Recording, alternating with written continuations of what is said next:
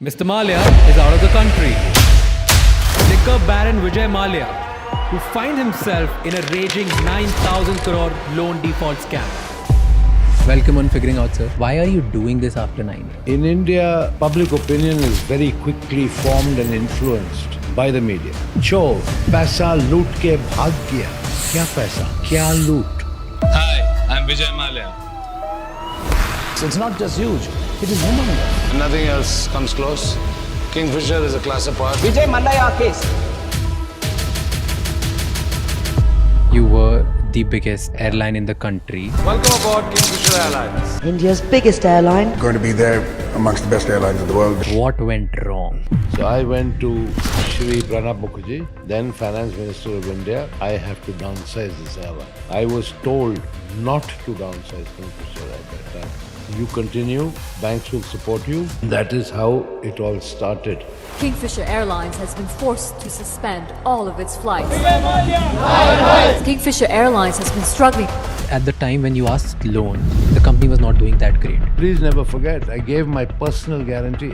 So all this narrative of chor kabhi apna personal guarantee deta hai kya? People give you this kind of loan against collateral. They took shares of Kingfisher Airlines at the double price. There's again a statement that your international employees were getting paid, Indian employees were not. The company in India had no money. It was UB's money of 260 crores with the bank under the control of the government of Karnataka. Court said no. Multiple international courts, Switzerland authorities, one of the courts from UK, they have also found you guilty for misrepresentation of funds. Do you ever feel sorry that you couldn't do anything? I apologize publicly to everyone for the failure of Kingfisher Airlines.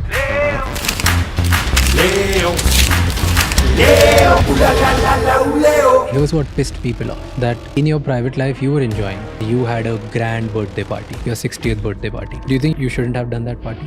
Why? Somebody mentioned that you took out 35 million euros and invested in buying properties in France. Rubbish. What happened between 2012 and 2015? I made 4 settlement offers to the banks, which they refused to accept. 2015, CBI started investigating you. They found you siphoning the money. 3rd March 2016, case needs to be heard or needs to be represented in front of Supreme Court. 2nd March, you left the bank. On 15th April, your suspension came for your passport. And 24th April was the revocation. Why didn't you reply? I'd like to show you something. Here is... What is the biggest challenge of doing business in India? government. It's in the Indian DNA. But how did you manage that before? Would there ever be exchange under the table as well? I'm not going to confirm or deny that because I leave it to your imagination. How do you make money now? Do you feel restricted now? What's your biggest fear now? Or are you prepared for the worst? Have you ever imagined yourself actually going to jail? Would you be willing to return to country if you're assured fair trial? If I am assured, absolutely, I will think about it seriously. But This episode is not about glorifying a fugitive, nor it is about justifying any wrongs. It's about asking the hard questions to the man at the center of one of the India's most controversial financial stories. After 9 years of complete media silence, Vijay Mallya chose our podcast Figuring Out to speak publicly for the first time. I didn't do this podcast to celebrate him.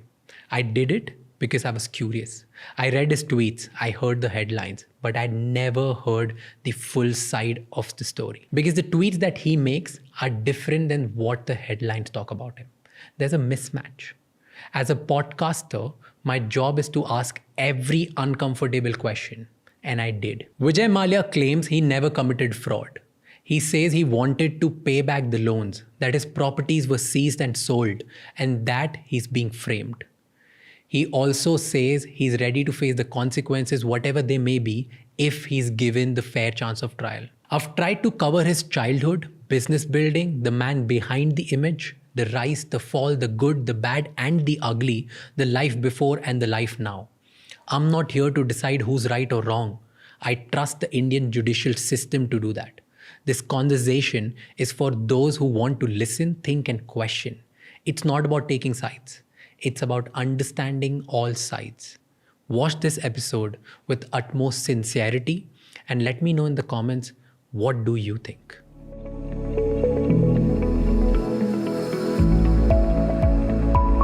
Welcome on Figuring Out, sir. Thank you for doing this. And my objective of this whole podcast is going to be that I want to know your side of story. There are so many things that we have heard. There are so many things which are probably right or wrong. I don't know what's going on. And I think apart from me, there are millions of Indians who want to know the same thing. You're highly talked about. I also feel that there are so many things which people have just heard and started building their own narrative about you. So I wanted to, out of in inquisitiveness, curiosity, and B, out of a responsibility, I wanted to take this forward. So thank you so much for doing this, and thank you for giving us an opportunity. And the best thing which I really liked about this is when you came here and you said, I'm ready to answer everything which you want to talk about. I don't think many people give that opportunity. So thank you for doing this. But the first question is, why are you doing this after 9 years? There are thousands of people who must have reached out to you over the years. Why all of a sudden the need after 9 years that, okay, I'll say yes. And yes to us. Why? Very good question. Nice place to start. For the last 9 years, I have been the subject of a vicious, relentless trial by media in India, who, as you have rightly pointed out, have created so many narratives, negative narratives about me, that I have become a lightning rod of public anger, being abused, called names. And that was very unfortunate, both professionally and personally. So rather than try and take on this huge Indian media machine, I just prefer to keep quiet. Now, times have changed. And I can't help but recalling that when President Trump was inaugurated, in the first press briefing by the White House press secretary, she said that a few seats were now going to be reserved for the very first time for people who represented new media or social media. I didn't even know that a podcast existed, let alone understanding what a podcast really meant, until you told me and explained it to me in a manner that I got quite excited about, because here is my opportunity to not only answer your questions, but to say things that I truly feel would never, ever have been truthfully reported by the legacy media, particularly in India. That's why I'm here. Why do you think nobody cared about hearing you then? In India, it's strange, but public opinion is very quickly formed and influenced by the media, more importantly by sensationalism. I still remember the anchor of one media channel in 2016 shouting and screaming on the television, saying, Vijay Mallya, I want to see you in jail clothes. I want to see you eat jail food, with an image of me in jail attire. What for? I always wondered what for. Subsequently, चोर पैसा लूट के भाग गया. क्या पैसा? क्या loot? Nobody bothered to step back and think.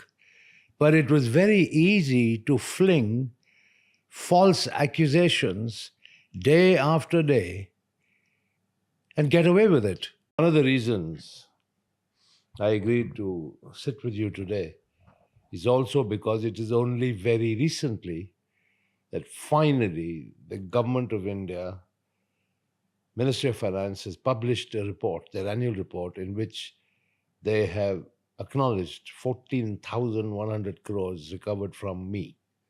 Of course, this was following the finance minister's statement in Parliament. And the legacy media can't argue with that anymore. They can't put any spin on it anymore. The Debt Recovery Tribunal gave a judgment debt of 4,999 crores borrowed by Kingfisher Airlines, not by Vijay Mallya. Borrowed by Kingfisher Airlines, of which Vijay Mallya was one of the guarantors. So what is the DRT judgment debt? 4,999 crores plus 1,203 crores unapplied interest. Okay, which means notional interest that the banks had not even booked. Forget that. The total of the unapplied interest and the principal was 6,203 crores. Okay? And I was the guarantor. The government has recovered 14,100 crores from me. Right? Now, if I had done chori, if I had duped the banks, where does this all add up? Till very recently, there was absolutely no official figure of recovery.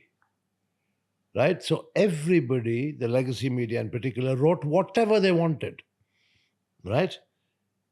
And I was in no position to contradict.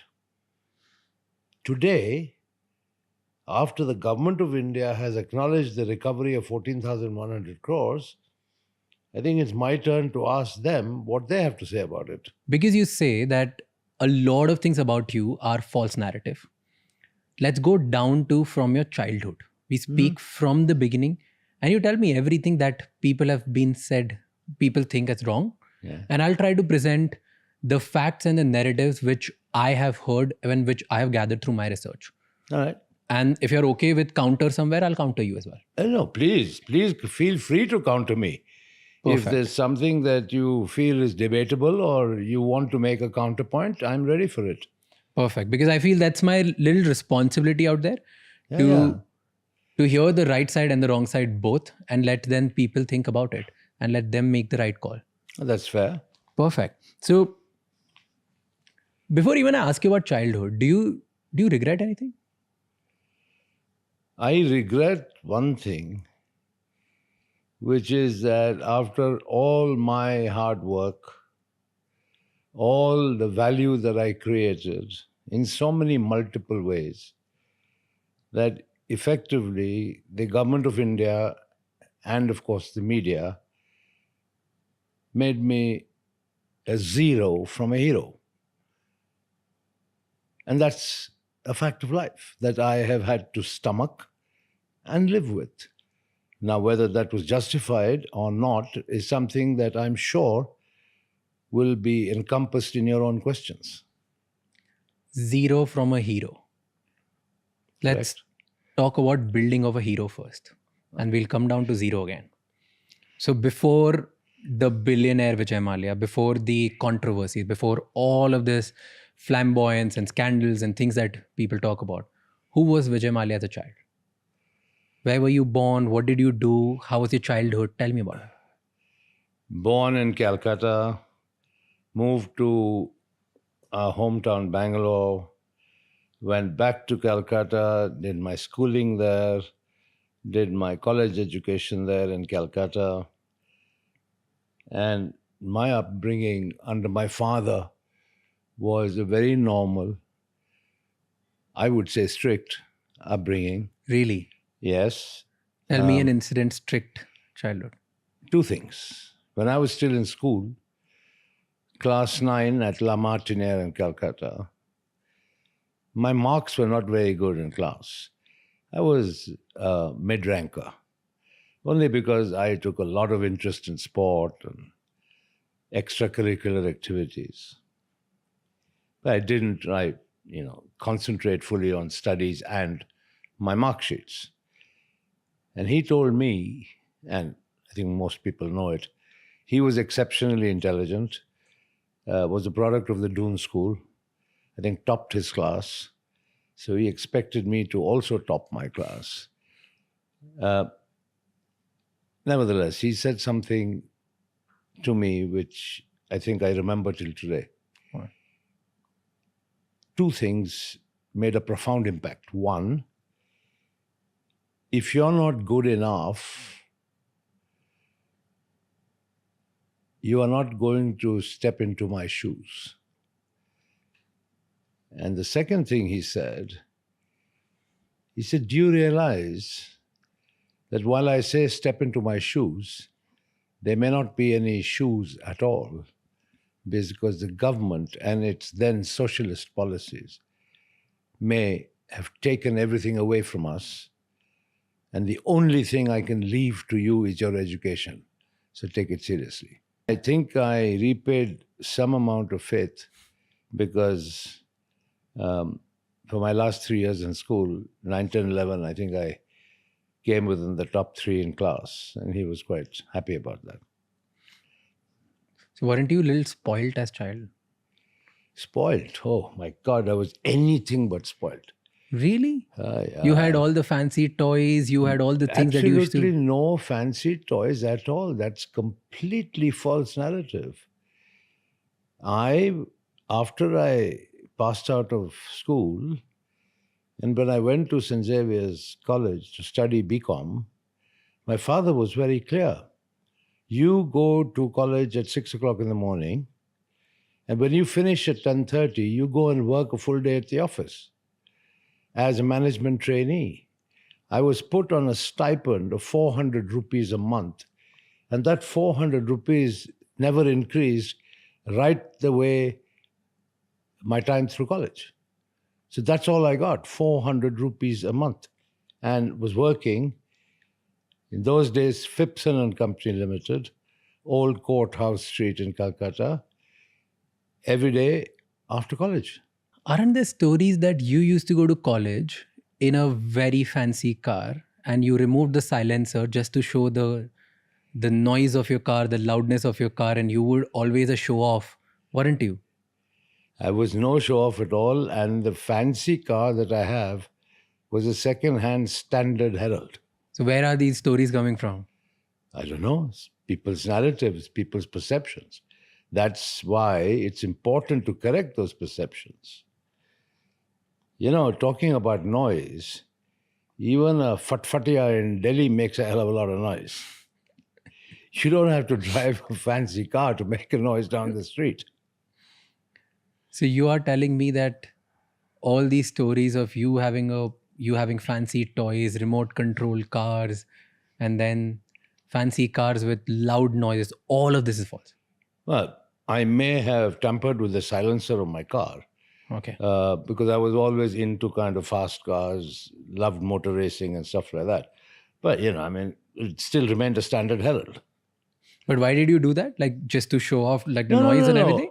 Look, if you can modify the silencer of a car, like you can modify the top end of a car's engine to make it go a little quicker. That's the basics of motorsport.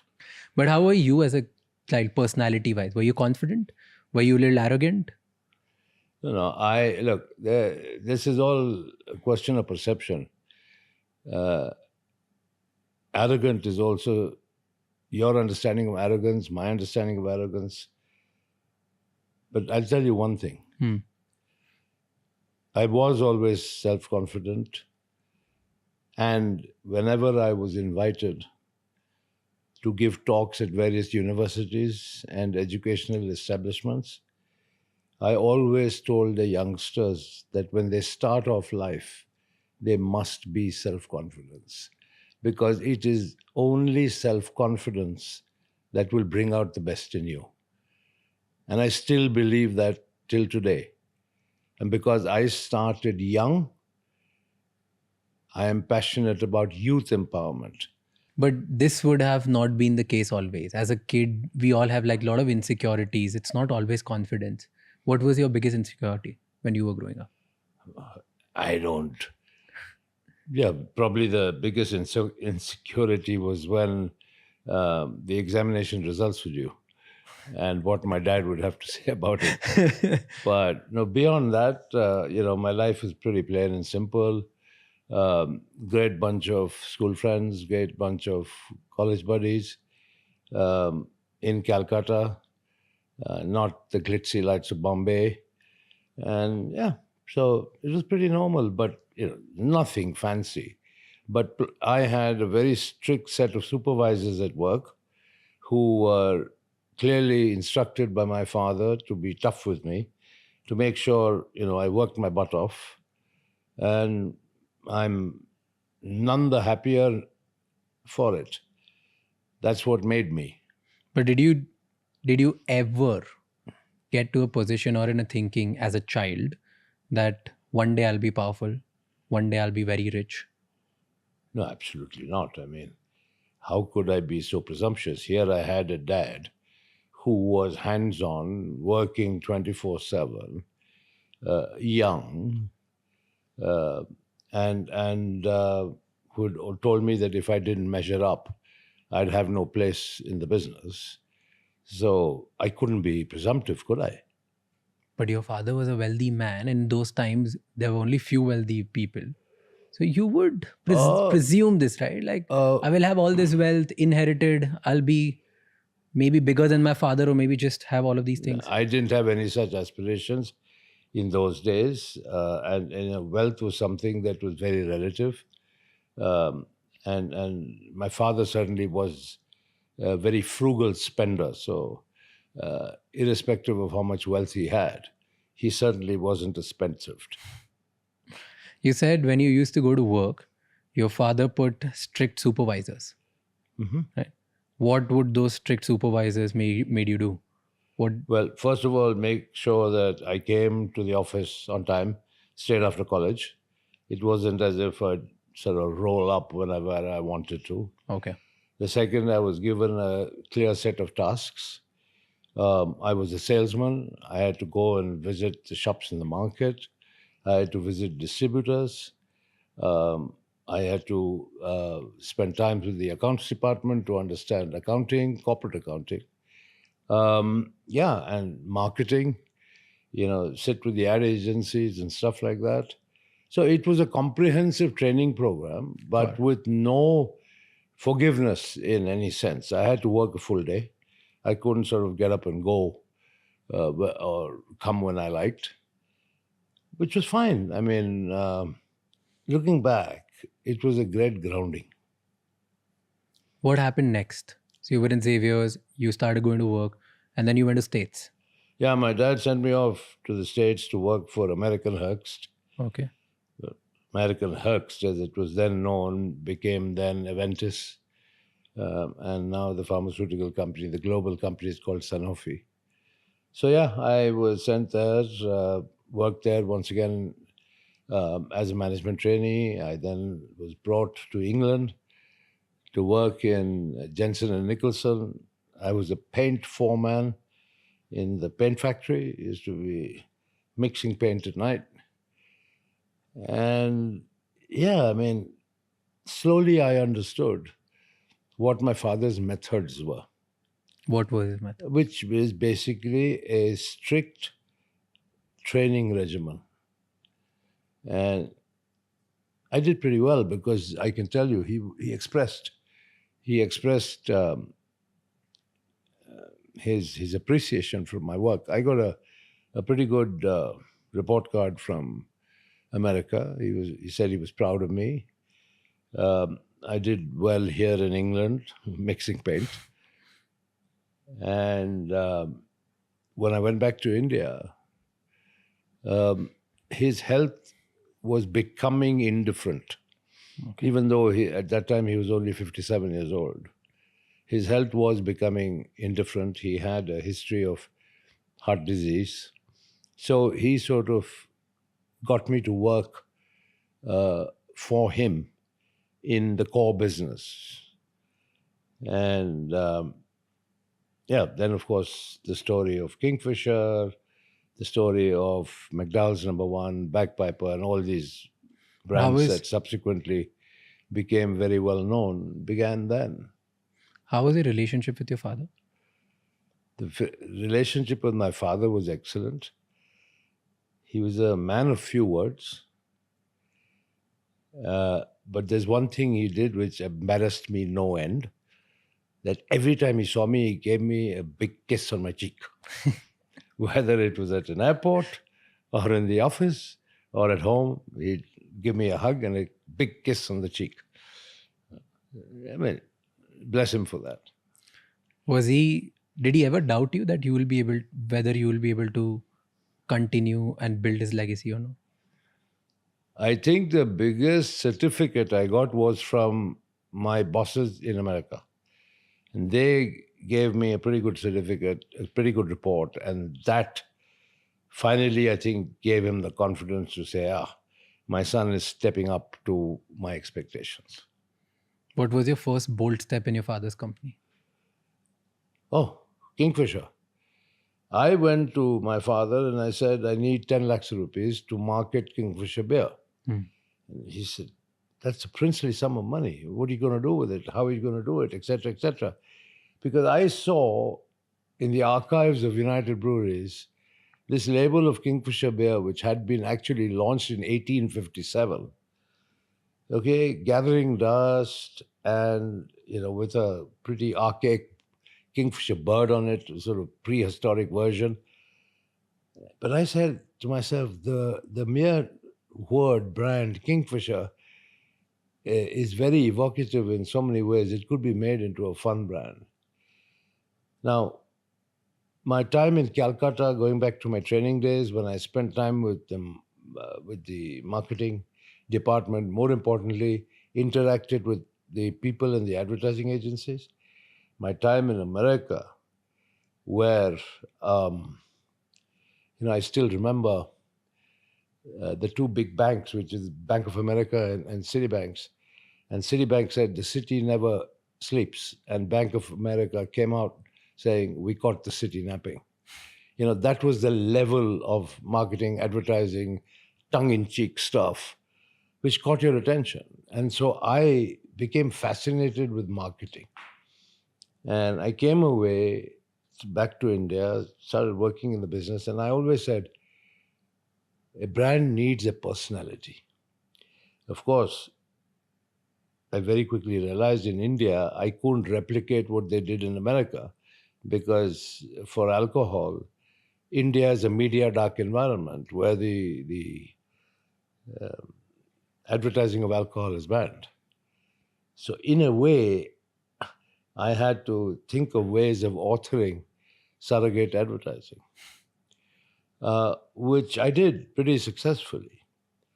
Not some Mickey Mouse stuff where if you want to advertise an alcoholic brand that you sort of suddenly, produce some music cassettes. And I built a full water business around Kingfisher and a water business of significant enough size that you could justify advertising it. Okay, and therefore you advertise the core brand. So I gave Kingfisher a very colorful personality because that's what evokes you. Like McDowell Number One, golden moments, McDowell moments. It's evocative. It's supposed to convey that, if you want to hang out and have a good time with your friend, golden moments, well, it's a McDowell moment. So there were many, many such examples of how I actually gave brands their personalities. And in many ways, I supplemented by becoming the brand ambassador myself. And all of this was happening when your father was still alive? Oh, absolutely. Absolutely. You said India was media dark when it comes Still to is. alcohol, which still is the reality. And there was a point where I think government banned alcohol, No. or what was that? Certain states introduced prohibition, such as Andhra Pradesh, unified Andhra Pradesh. Of course, Gujarat has always been dry. But the advertising of alcohol is banned in India and has been banned and still is banned. When was that? When was this time when you started acquiring a lot of alcohol brands? Because a lot of those brands were scared of the state because the state was getting involved in the alcohol business, or maybe they wanted to ban or prohibit certain things. What was this time where you started acquiring certain alcohol brands and cheap because you and your father was bullish on it? No. That was in 1977 when Morarji Desai was the Prime Minister of India, and he publicly announced that there should be prohibition all India. Okay. Which means that alcohol should be banned across the country. So obviously the value of the stocks and shares of almost all alcoholic beverage companies, whether distilleries or breweries, fell.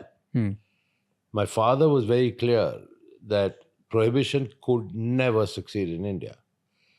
And therefore, he bought.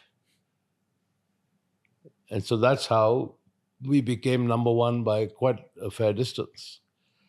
Because all those who panicked and sold out, my father acquired.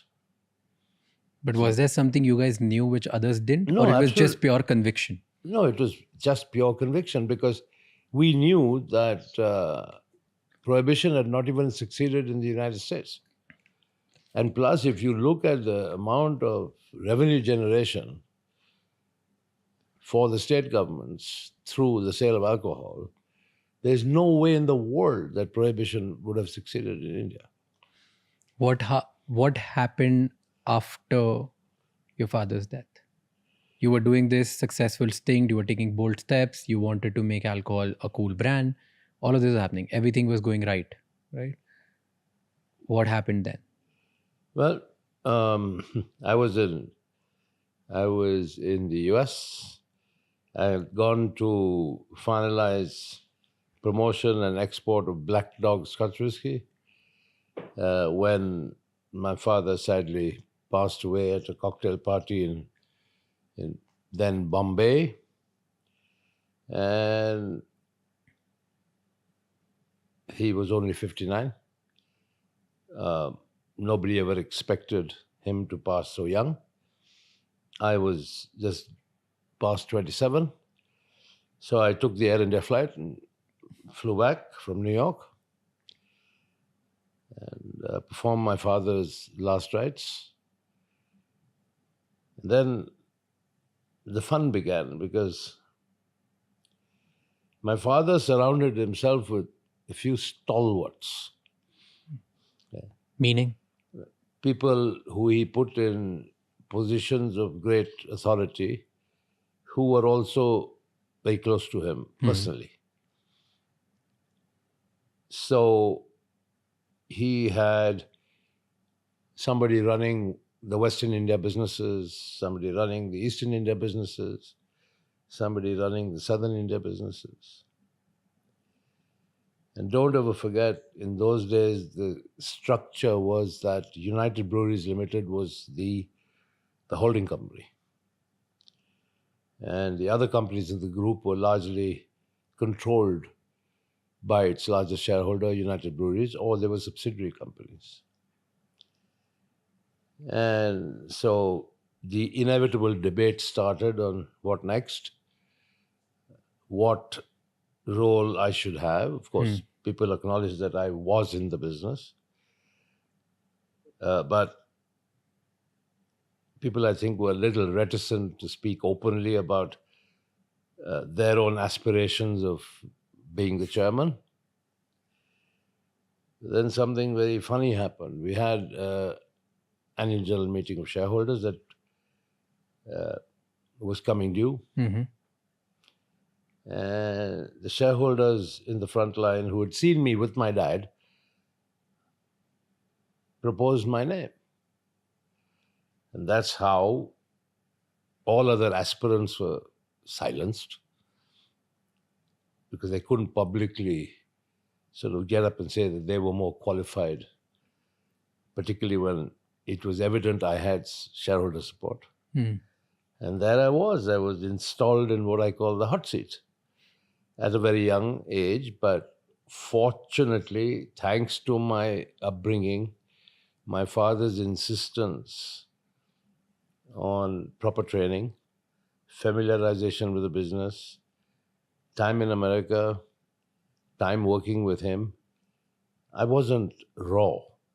I had a fair amount under my belt to be able to address the challenge of the role. I was reading an article where uh, it said that you didn't trust people who were in control at the time of your father's when your father was a chairman.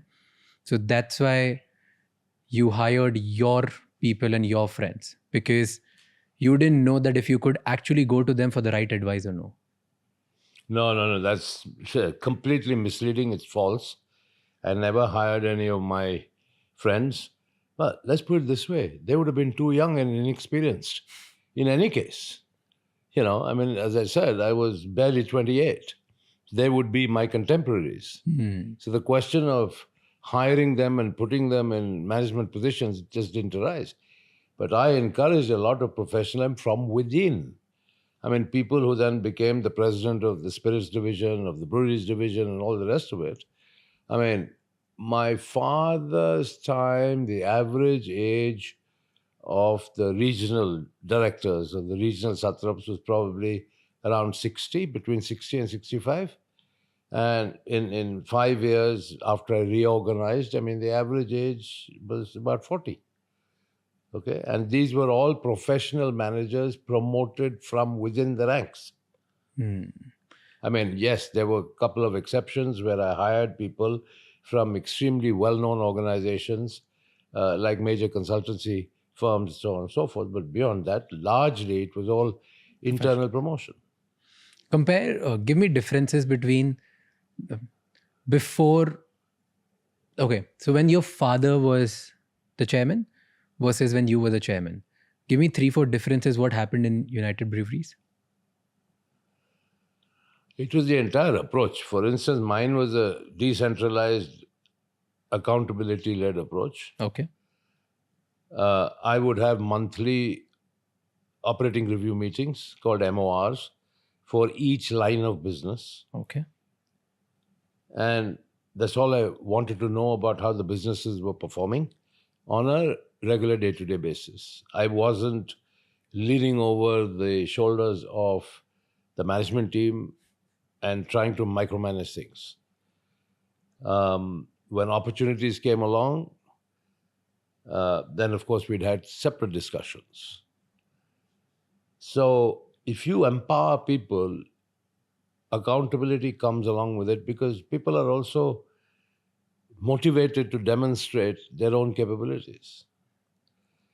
Now, my father's style was, as I said, far more hands-on, owner-operated, micromanaging management style, and he spent a lot of time doing it. I had a lot of free time, as I will tell you as we proceed, because of this decentralization and this whole new management culture that I had Enough time in your introduced in the UB group. And this was between, let's say, 1983 and 1986, 87. That is why I was able to then acquire the Berger Paints global business based here in the UK and actually become a non-resident Indian. in 86. 88. 80, okay. Yeah. And I still have a letter from the Reserve Bank of India confirming that from 1988 I would be treated as a non-resident Indian for tax and exchange control purposes. And the reason, and of course that obviously meant that I couldn't spend more than 180 days in India. Well, the luxury of spending 180 days out of India, running this new opportunity in international business. Paints business. I was able to do it only because of the decentralized management structure implemented in India. So both the foreign businesses and the Indian businesses ran very well. Give me differences and similarities between Vittal Mallya and Vijay Mallya. Well, Vijay Mallya's thought 100 times about spending money. Vijay Mallya probably thought twice. Yeah, well, I guess it's age. It's aspiration, it's age, it's different styles and outlook on life. Was there any difference in terms of public attention as well? You were pretty loud, your personality was... No.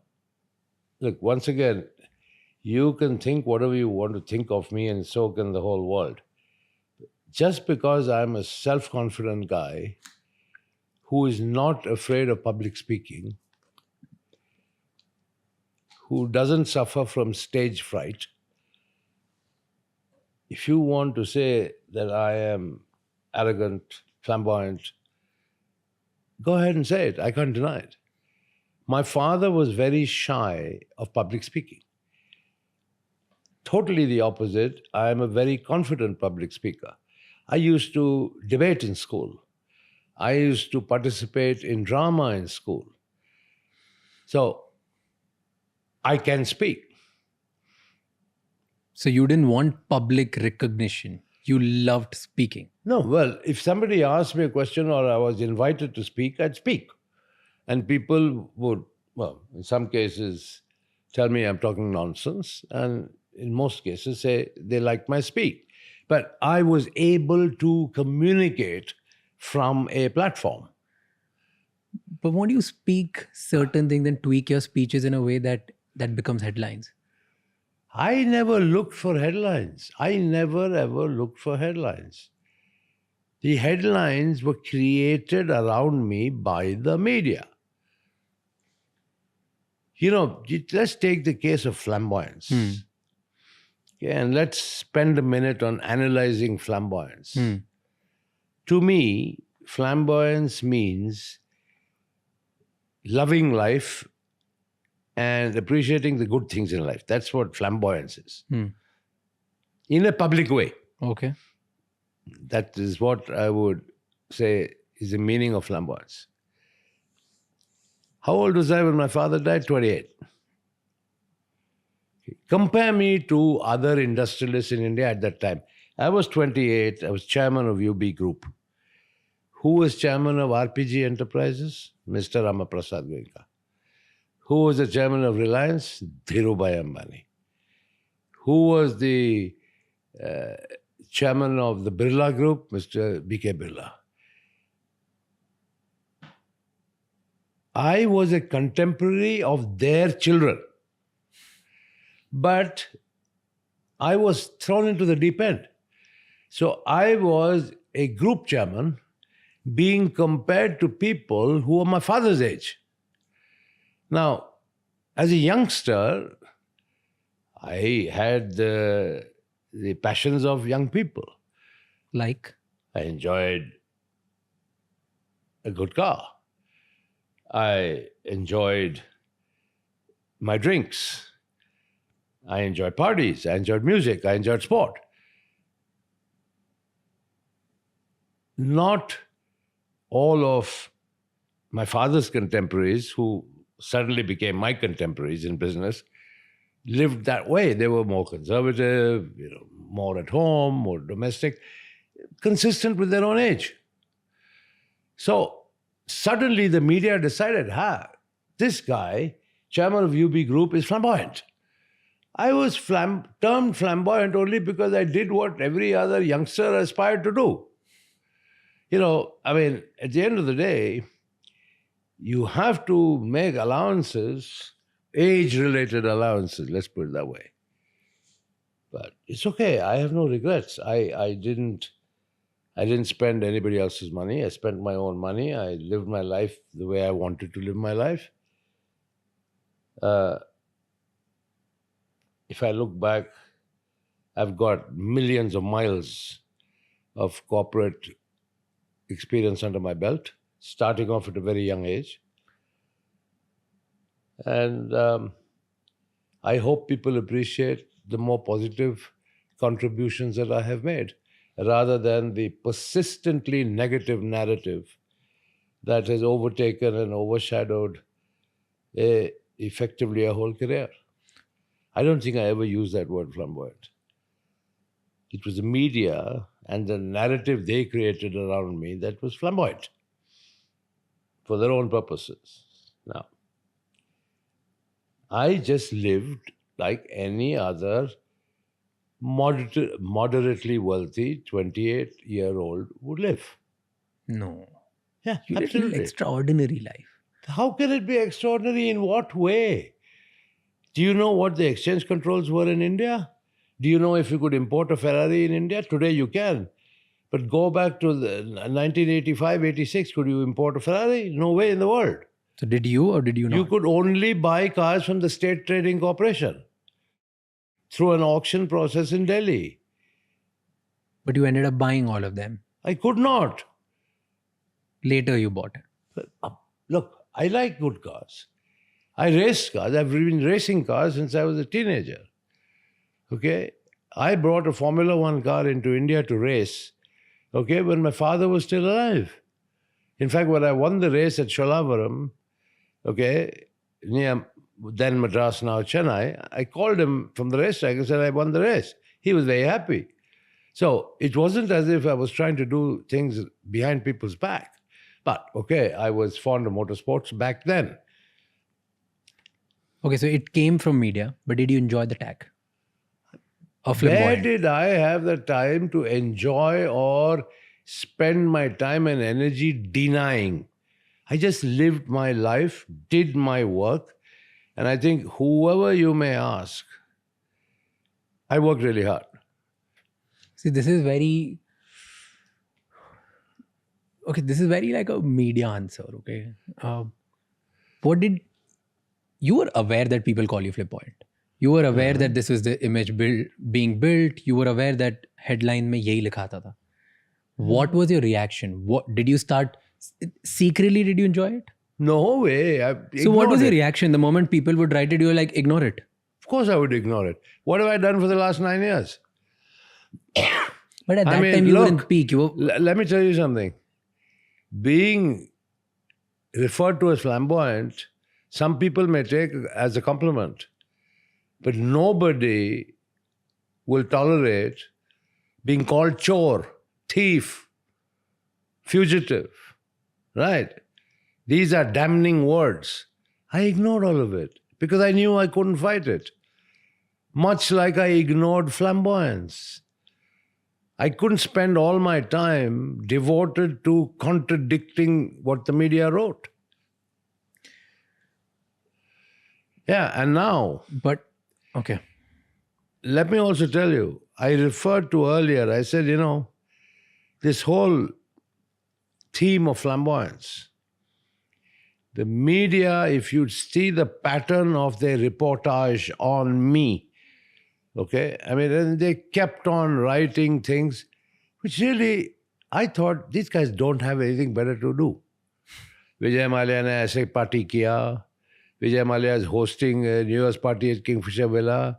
Vijay Mallya is doing this, that, and other things. Okay, bottom line is, they created a narrative of a personality that helped them to sell their own media.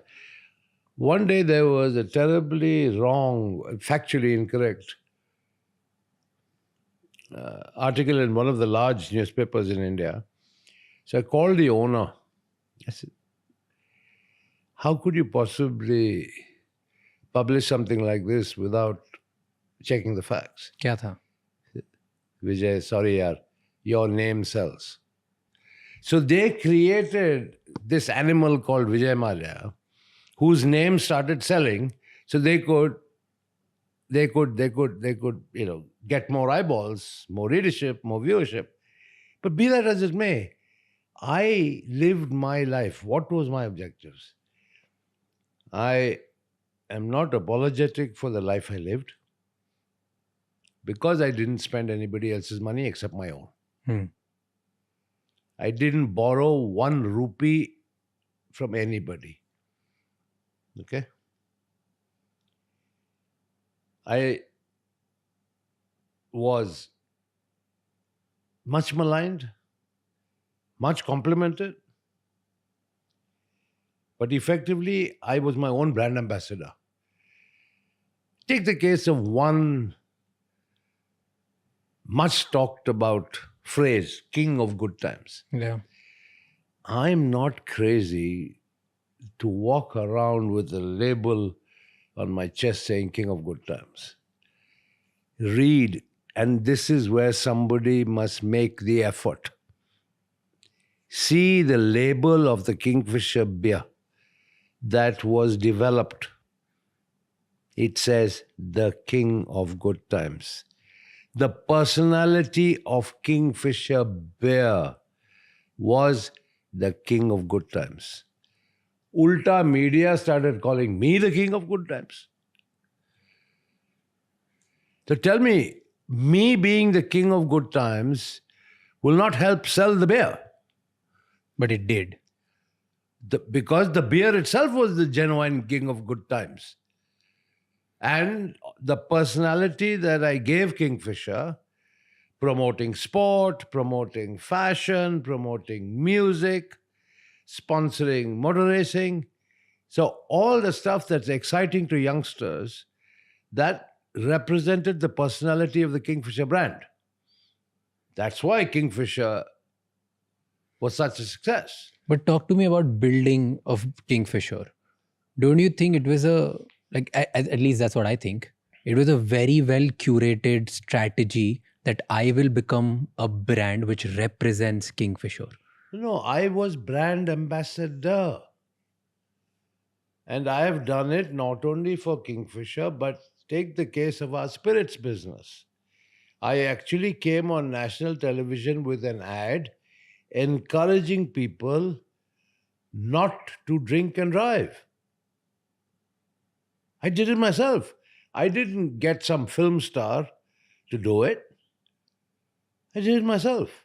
So becoming a personal brand was a strategy then. Of course it was. So then why does it bother you that you were Doesn't bother tagged me. as like the king Never of good bothered times? me. But that's what I'm saying. But I am not the person who labeled myself as king of good times. You It so curated happened that the media started calling me the king of good times. Fine. because subtly you curated this, no? I didn't curate king of good times. In what way? By doing actually what? promoting a lifestyle which every young person would aspire to. Why not? Young people are entitled to aspirations. Young people are entitled to improve lifestyles. Young people are entitled to treat themselves. But that doesn't mean I went around the whole world saying, well, you know what? I'm the king of good times. No way. Never said it even once. But you knew it will happen. No, I didn't. How should I care? I achieved my objective of making Kingfisher the #1 selling beer. That's it. How did that happen? So what happened along the way is irrelevant. Okay, how did this happen? Kingfisher beer, how did it become #1? Tell me story of Kingfisher.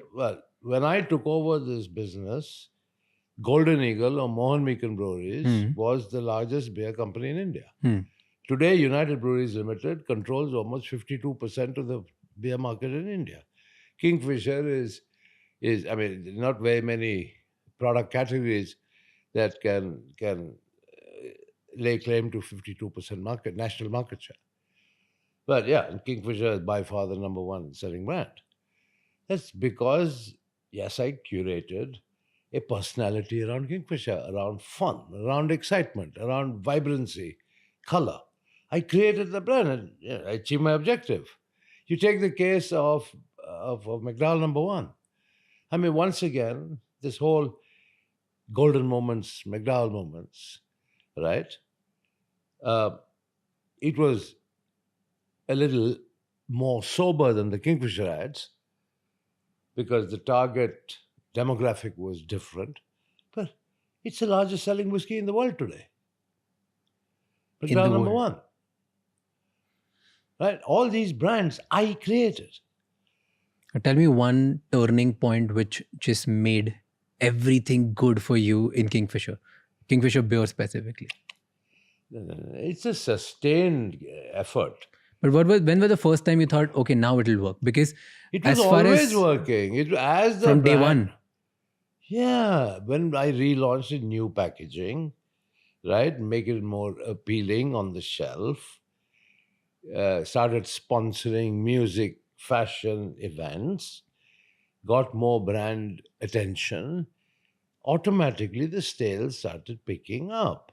And then, as we went along, promoting our marketing strategy, which was clearly effective, the sales followed. Same thing with McDowell number one whiskey. Nothing's overnight. National brands are not built overnight. There wasn't one moment that you could pinpoint, or was it? How can you? How can you pinpoint a moment? Because it isn't like switching on and off a light switch. Why did you get conviction that Kingfisher beer will work? Because it was a little expensive than other ones. We had brands such as UB Royal, Flying Horse, we had Jubilee. Now you tell me, even though they were my brands, does any one of these evoke any excitement in you? No. But if I say to you Kingfisher, I mean, you take notice, right? So that's the platform I built on.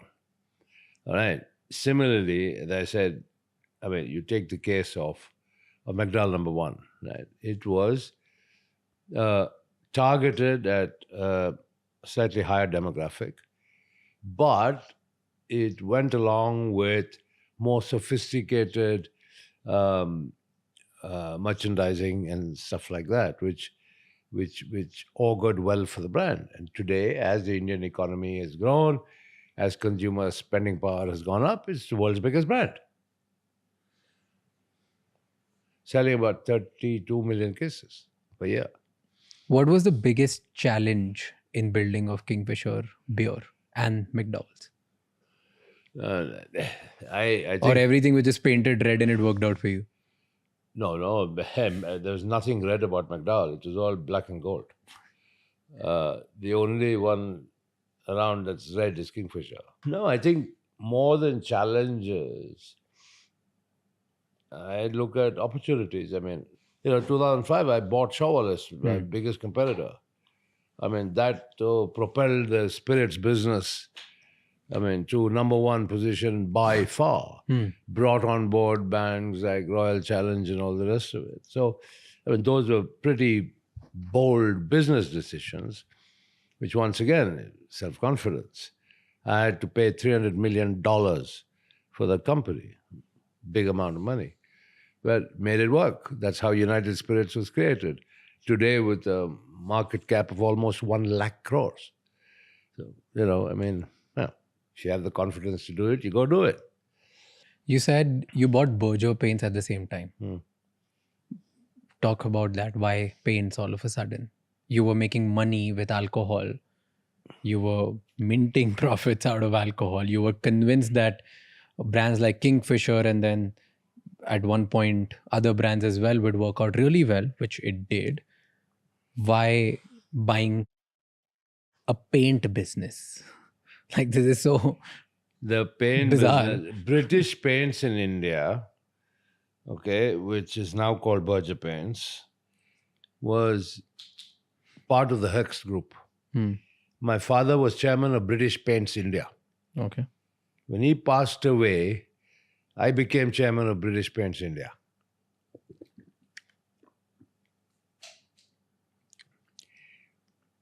During my tenure as chairman of British Paints India, I learned something about the paint business. Right. Now, What did you learn about paint business? go back in time what I told you. When I was sent to America, then to England, I worked as a foreman in the Berger Paints Jensen Nicholson paint factory here in this country. So I not only knew about making paint, but also how a paint business was run, because I was chairman of Berger Paints.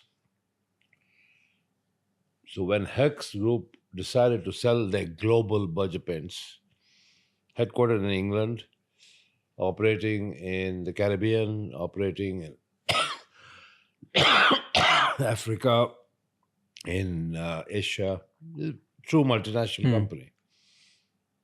I went to them and put together a loan package with those days the Hong Kong and Shanghai Banking Corporation, and bought it because I had this aspiration of creating India's first multinational.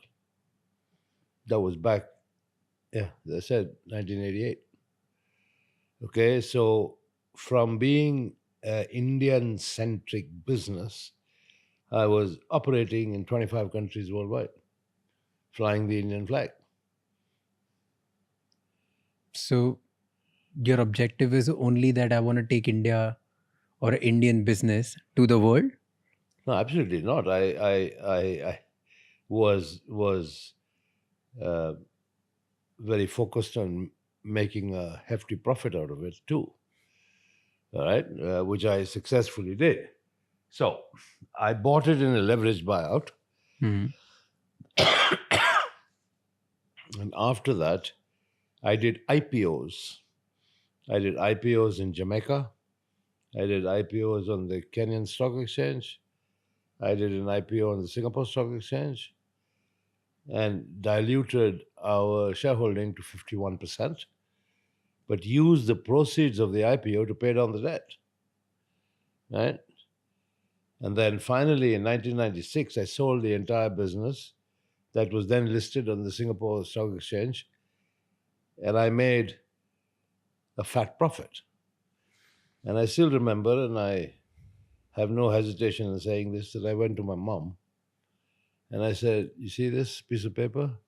This is what I earned. This is not inherited. I made it myself. So when I spend it, don't complain. No, I mean, that's on a lighter vein. But yeah, I mean, I that was when, as a non-resident Indian, I made my first serious piece of money out of entirely my own initiative in a paints environment. But hey, that's what it's all about. I mean, I got experience of doing IPOs in 3 different countries across the globe. That was invaluable experience. Do you regret selling it? Because today Berger is, I think, 70,000 crore big business. That's only one Berger in India. I owned the global Berger all over the world, including India. I sold Berger paints in India to the Dingras. So do you regret selling Did a great it? job with it. No, God bless them. They did a super job with it. But And if it was doing so good, why did you sell it then? Well, it was bought by the Malaysians. Okay, and they came with an offer I couldn't refuse. I mean, they offered me some 2.5 times the quoted share price.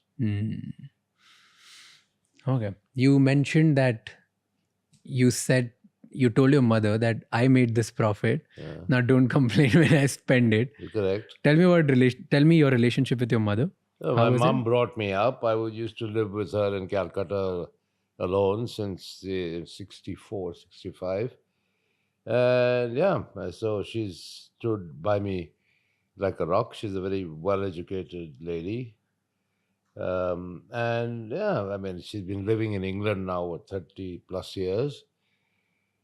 But yeah, I wanted to buy a yacht. I wanted to buy a plane and stuff like that. And so I wanted to make sure I set the record straight. I told my mom, I earned this money. So if I spend it buying a yacht and spend it buying a plane, don't complain. Did she complain? No. Never. But She why did you enjoyed say the that plane, then? She enjoyed the yacht. What? Okay. Why did you say this to her then? Was she like frugal? She would ask you not to spend. No, it isn't that. I mean, it's natural for a parent. If you see something that's quite extraordinary, quite expensive, lavish, call it what you may. It's normal parental reaction to ask the child, why are you spending money or whatever. So, I mean, I'm just telling you, I made a joke out of it, but I was very proud that was money I earned. It wasn't money I inherited. Tell me one lesson you learned from your mom. Oh, I've learned many lessons from my mom. Don't waste time in life arguing. It's And not worth it. when Use did- your time productively. Think positively. Don't keep arguing with people unless it's a matter that's going to get you somewhere. And which argument gets you anywhere? And what did you learn from your father? Give me one lesson. Something that you can't forget. Hard work and an ability to read a balance sheet, company balance sheet. He was really good at it, right? That's what He it's was written about him. superlative at it. Do you miss your I father? don't think I'd be as good, but I think whatever I learned from him was good enough for me to produce some excellent, robust balance sheets in all the companies I ran. Do you miss him? Well, who doesn't miss a dad? But it's now what, 1983 to 2025 is a long time. What do you miss about him? You can't keep missing somebody for 40 years. Life is too short for that. But do you think he would have been proud of you today? Well, I would hope so. Certainly not proud of me being called chore or But then bhagoda. And certainly nobody would be proud of that. Certainly no parent. I know my mother gets very agitated even today. She's 98 years old. And every time she sees the Indian media, she's reduced to tears. Obviously, it hurts her more. I'm probably more thick-skinned, more robust, and I just ignore it. But, at that age, my mother doesn't. And it's very unfair what has been written, what has been alleged, because it's complete nonsense. Let's walk through the case. Let's start from the point of what happened in Kingfisher Airlines. Yeah. Okay. When did you decide that you want to start a Kingfisher airline? The 2002, 2003. And you just, okay, so here's the story. Hear me out. What Yeah. I have gathered from reading about it is one day, out of blue, you go to an AGM or like just a board meeting, I think, not AGM. It was a board meeting where you announced that on my son's birthday, we are going to launch Kingfisher Airlines. Your CFO was not happy about it, but you still pursued and you want to do it. This is what is reported. What was the reality? Tell me the truth. The truth is, the Damania brothers from Bombay, who previously had Damania Airlines, came and made a presentation to my CFO, Ravi Narungadi, saying the time is ripe to start an airline now. Okay. Ravi Narungadi had discussions with them, came to me and said, would you like to look at this proposal? I said, yes. We looked at it, and finally we decided, yes, it is opportune, so let's go for it. Okay. That's how the idea of an airline was born. And then you didn't take anyone in confidence. You would just, hey, out of nowhere, I think we are an alcohol business. Now we want an airline business. No, there's nothing wrong in diversification. The UB group has had a history even during my father's time of operating food processing companies, petrochemical companies, electromechanical companies. So, diversity was nothing new to us. So your initial plan to launch an airline was 7th May 2005, but you ended up launching on 9th May 2005, right? And This then whole business of launch on son's birthday as a birthday gift and all is complete baloney. All right? I think my son would be embarrassed and I would be equally embarrassed to say I'm starting an airline All right? As an 18th birthday gift. Complete nonsense. All right? But okay. Once again, media narratives are best ignored. A full-blown professional management team was in position before the airline even started, before the first plane arrived. Okay? The CEO and the director of engineering were both hired from the US. Okay? And the airline was launched. There's a lot of narrative about Kingfisher Airlines. There's a lot of narrative about mismanagement. A lot of narrative about the Deccan acquisition.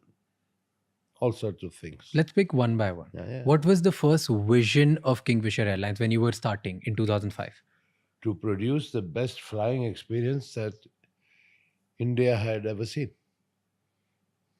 Make it a premium experience? Totally a premium experience, number one, in terms of passenger comfort, safety. Number two, to connect places in India that had never ever been connected before. And that it was a really serious part of the growing infrastructural needs of the country. But I was watching one documentary about you, and I think the person who you got to lead was Alex. Yeah, Wilcox. Yeah. So Alex said that you convinced him that you want to build a low-cost carrier, but it was not like that. And in your own words, if you're giving a vision that I want to build a premium experience, why did you get a CEO or like a president, I don't know what was his position, but somebody to lead by telling him that you want to build a low-cost carrier? That is your own misinformation. He said it somewhere. I'm just quoting him. Fair enough. I haven't seen it, but I'll respond. Kingfisher Airlines started off as a single-class airline, low cost, but with a difference. It had in-flight entertainment and it offered meals. Everything else that's applicable to a low-cost airline was applied to Kingfisher as well.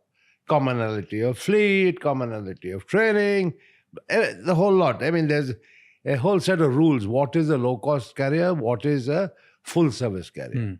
Right? And that even descends down to intricacies such as the type of reservation system, flight planning system you use, and all the rest of it. So Kingfisher had all the low-cost attributes. Okay, the only product plus was in-flight entertainment for the first time ever in India and good food. So to me, the logic from my marketing experience was Indians love entertainment, therefore the in-flight entertainment system, and Indians love food. So good food, right? And then, of course, okay, service quality, whether you're a low cost or a full service, I mean, you'd like a nice, well-trained, polite set of crew. And we spent a lot of time and energy on that. Then, when we saw the market evolve, we added Kingfisher First, which is basically the business class. Why? Because the market demanded that on certain routes. Right? There's certain people who would not fly Kingfisher because we didn't have a front cabin or a business class, who would always fly jet. Okay, because jet had a two class, a business class and an economy class, right? And now, just to prove my point, Indigo is often referred to as the most successful low-cost carrier in the world. And certainly the largest low-cost carrier in India. What's Indigo doing now? Installing a business class, right? Yeah? So it's not such a dumb idea. Right? So it worked in your favor initially. Yes. So, by 2008, you were the biggest airline in the country, And having a 27% market share. Yes. Right? What went wrong? if things were right, your marketing was working, you had everything right. In fact, before even you answer that, I want to go to which is often talked about is your training of cabin crew. What was the idea behind that? You selected certain people based on how they look or how they're going to be presented. Yeah, but I mean, at the end of the day, you have very good-looking ladies who sadly can't speak very well. Now, what is one of the key attributes of a cabin crew? Communication. I mean, you may look good, but if you can't communicate with the passenger, that doesn't serve the purpose. The kind of service standards that I set for the airline. And my service standards were unique. They included, in business class, the air hostesses cleaning the reading glasses and spectacles of our customers. We call them guests, right? So there were little things that made a vast difference in the customer experience. Tell me three more things. This is one. Okay. Secondly, the food was second to none, right? I mean, the quality of the seats themselves, the recline and all the rest of it, what they call the seat pitch, it was second to none. So there were so many little attributes. We called customers not passengers but guests. Many airlines have copied us since. But there were the little things that made a difference. I was very focused on the service delivery excellence of Kingfisher. You can go further because you don't know this, you can't ask me the question. Yeah. So let me tell you. Yeah. In the first 1 year, the airport manager at every single airport in India had to send me on my personal mobile and SMS with the flight number, the scheduled time of departure, and the actual departure time. So every night before I went to bed, which was rather late, I used to look at my phone, every single flight of Kingfisher of that day. I used to monitor personally the on-time performance. You were so detailed focused. You were so... Because the service industry and the airline industry requires focus, requires detailed focus. So agreed. Then it worked in your favor till 2008. What happened then? Simple. You've ever heard of Lehman Brothers? Yeah. You ever heard of the global financial crisis? Right? Did it not impact India? Of course it did. The whole aviation sector was... Forget aviation. Every sector. Every sector was, yeah. You The saw money what stopped, did it got dry. to the value of the Indian rupee. So I went to Shri Pranab Mukherjee, then Finance Minister of India. Having grown up in Calcutta, I speak fairly decent Bengali. And I said, Pranab da, amar problem ache, Kingfisher Airlines ke downsize korte hobe. Which means I have to downsize this airline. I have to cut the number of aircraft. I have to lay off employees, right? Because I can't afford to operate under these depressed economic circumstances. He said, no. At this time, connectivity is important. Yeah. The jobs and employment are important, particularly because, typically in an airline, they're not blue-collar workers. They're not like workmen. Yeah. The boys and girls who work in an airline can't be classified as blue-collar. And he said, I don't want them to lose their jobs. So you continue, banks will support you. That is how it all started. I was told not to downsize Kingfisher at that time. And yes, the banks did support. All right. Now, What happened then? well, you tell me the narrative. I'll tell you the truth. You tell me the narrative. Then there was a consortium formed of 17 banks, and the loan was given to you via SBI, right?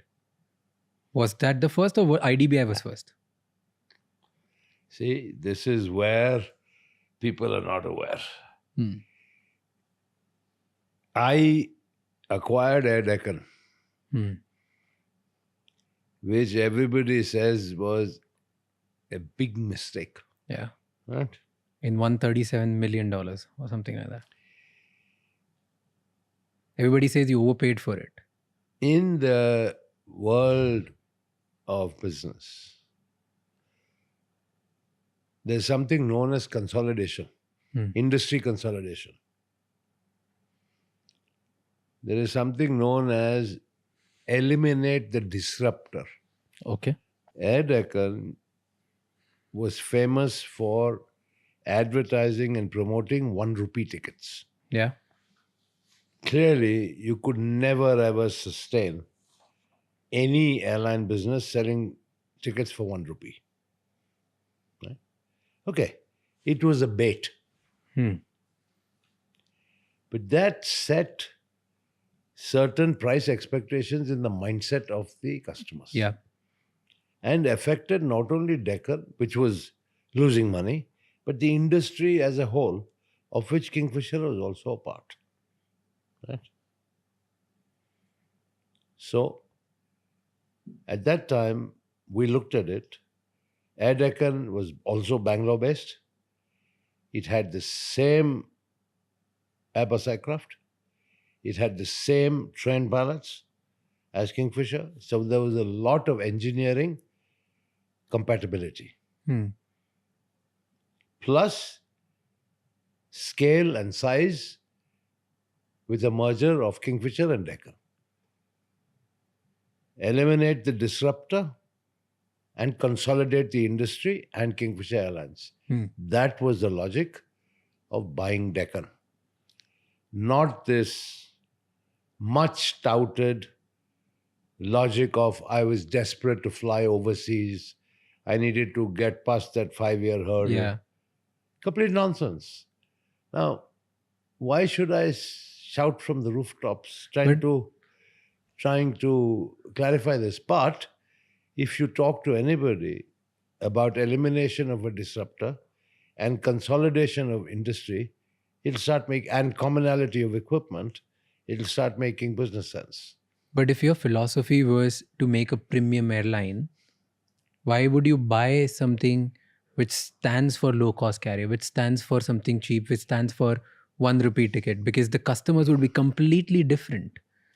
The only obvious sense which anybody could make it out from it was, if you are going for a different vision, you are probably going out because the 5-year window which you wanted to bounce, right? Probably, of course. Like that was the logic. Like to clarify, to tell people who don't know about it, the logic that people talk about is, if an Indian airline wanted to fly overseas, they should have operated in India for at least 5 years before getting the license to operate air. Yes. Correct. And you didn't have that. Yes. And that's why you bought Air Deccan, so that you could start flying overseas. And you paid an absurd amount of price for it. That's what people say. So who are the people that you're quoting? Everybody, like all the things that I've read, all the media. Like media, right? Yeah, like the legacy media, right? The legacy media, Yeah. the people who are responsible for giving us the information. I mean, that's what, as a citizen, that's where I get my information from. Correct. And at least from the ones who I really respect. So, I don't think anybody at UB Group was that dumb, with a lack of business understanding, to buy an airline, an operating airline, just to be able to fly overseas. I'm telling you, the logic was consolidation of the industry, given the commonality of equipment. I referred a little earlier to the installation of a front cabin or business class, which we called Kingfisher First, which Indigo are doing even now.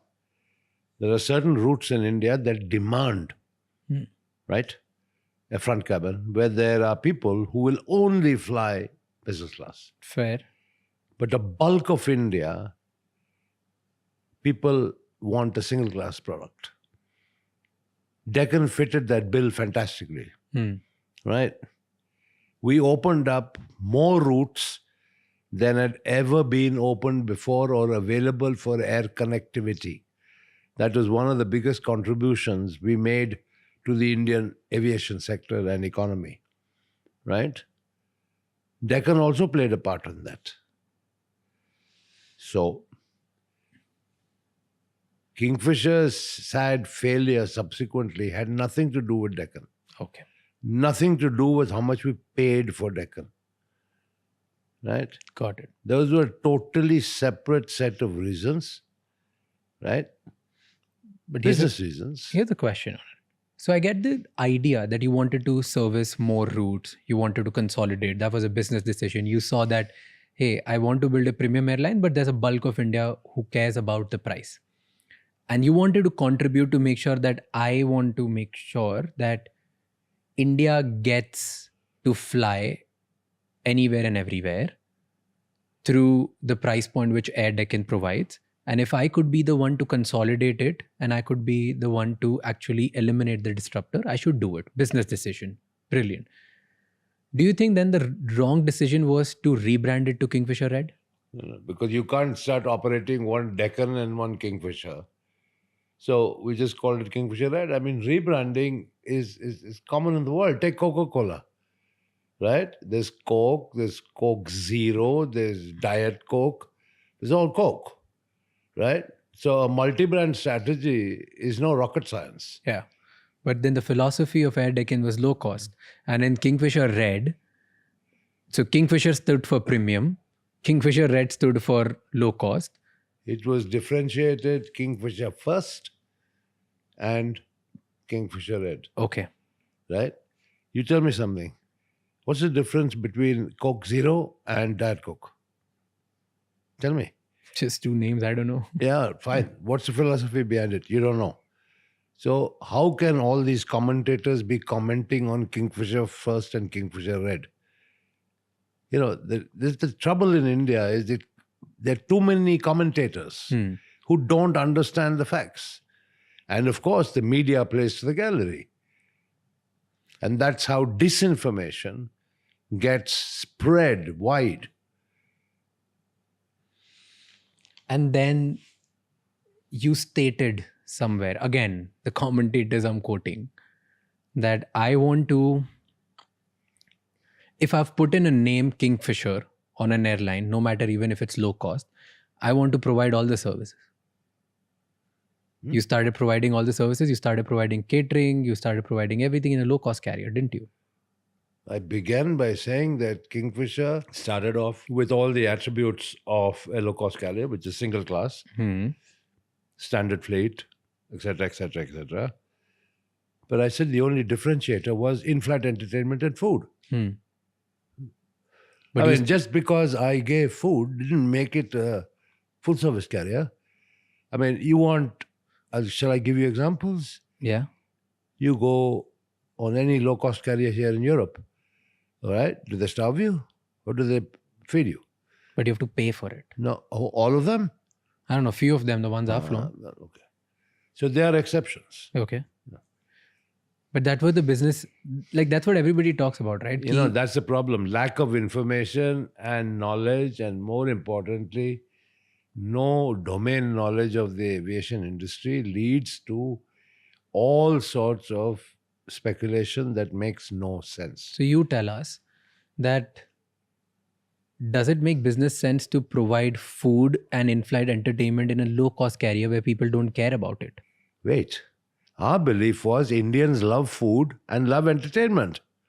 That was for Kingfisher first, but not for Kingfisher Red. Kingfisher Red stands for Why? low-cost An carrier. in-flight entertainment system doesn't cost you money to operate every day. But still costs you a lot of money, which eventually will bleed your balance sheet. Really?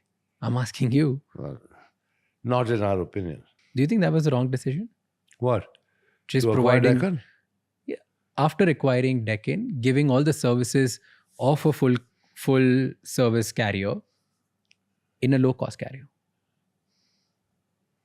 The full service carrier part of it was very distinct from the so-called low-cost carrier. At the end of the day, however you may refer to these business models, it's all about the price your customers are willing to pay and whether you can fill your planes. Simple. So your All models are academic and theoretical that really are irrelevant. but your critiques say that you were competing against other low-cost carriers. Like? Like at that time, was it? I think Indigo started at that time, Oh, okay. and That's it. Spice started at that time. No. I think Spice. Spice was there on and off, Yeah. but Okay, so- more off than on. So you were competing with low-cost carriers with their pricing, but you were providing something extra, and that's why your business model was bleeding more money than them. And you expected that this will turn into loyal customers, but the moment you increase price, people would not fly your flights. Was it? That's Was it true? That's what the critics say. They are all aviation experts. I have nothing to say. So where was the problem? Then if this was not the problem, then what happened? The problem was the government. The problem was fairly and squarely the government. And they've made a lot of political hay out of this. When I used to write to Prime Minister Manmohan Singh, when I used to write to the civil aviation ministers, ministers of finance, the cost of crude, international crude, went to $140 a barrel. The price of aviation turbine fuel in India was directly related to the cost of international crude oil. So you can see that from an average of about $60 a barrel, crude oil went to $140 a barrel, with the resultant and equivalent increase in the price of aviation turbine fuel. The state governments levied an ad valorem sales tax on aviation turbine fuel. So you can yourself now begin to imagine the financial impact on the airline operating, where fuel costs are the single largest component of cost. So I pleaded, I said, look, please give aviation turbine fuel declared good status so that it attracts central sales tax and not this punitive ad valorem state sales tax, right? Because the states are making windfall profits. Anyway, that the government did not do. Okay. Aviation is regarded as a capital-intensive industry, right? It's acknowledged as such worldwide, right? They would not permit foreign investment. It was said that only 6 months after Kingfisher Airlines shut, right, that they permitted Etihad to invest in jet. I had already reached agreement with the CEO of Etihad in Geneva for them to invest in Kingfisher, which government did not permit. So we could not capitalize the airline through a foreign investor either. Why didn't they allow? You should ask the government, right? So my point is, the economy, the circumstances, the government policy then existing, all conspired to create a perfect storm through which Kingfisher could not survive. I mean, that's the sad part of it. If you talk about Kingfisher, the concept, and UB Group's diversification into aviation, I'll answer it in one sentence. The two biggest orders for aircraft in the world today are Air India and Indigo, both Indian carriers. The fastest growing aviation market in the world today is India. Now, if you yourself acknowledge that in 2008, Kingfisher was the largest airline with a 27% market share, had events not conspired against us, right? you can imagine where Kingfisher could potentially have been today. But sadly, not all businesses work out. Sometimes you win, sometimes you lose. While this, like 2008 turmoil happened, and you had your own challenges with Kingfisher, but there were good things in your life which were happening as well. One of them being sports. So you bought IPL team, RCB, Royal Challengers Bangalore. How did that happen? When did this idea come to you? Were you approached? You approached? What was it? Tell me everything about it. Well, I think I've already explained to you the concept behind building a personality for a brand, about communicating marketing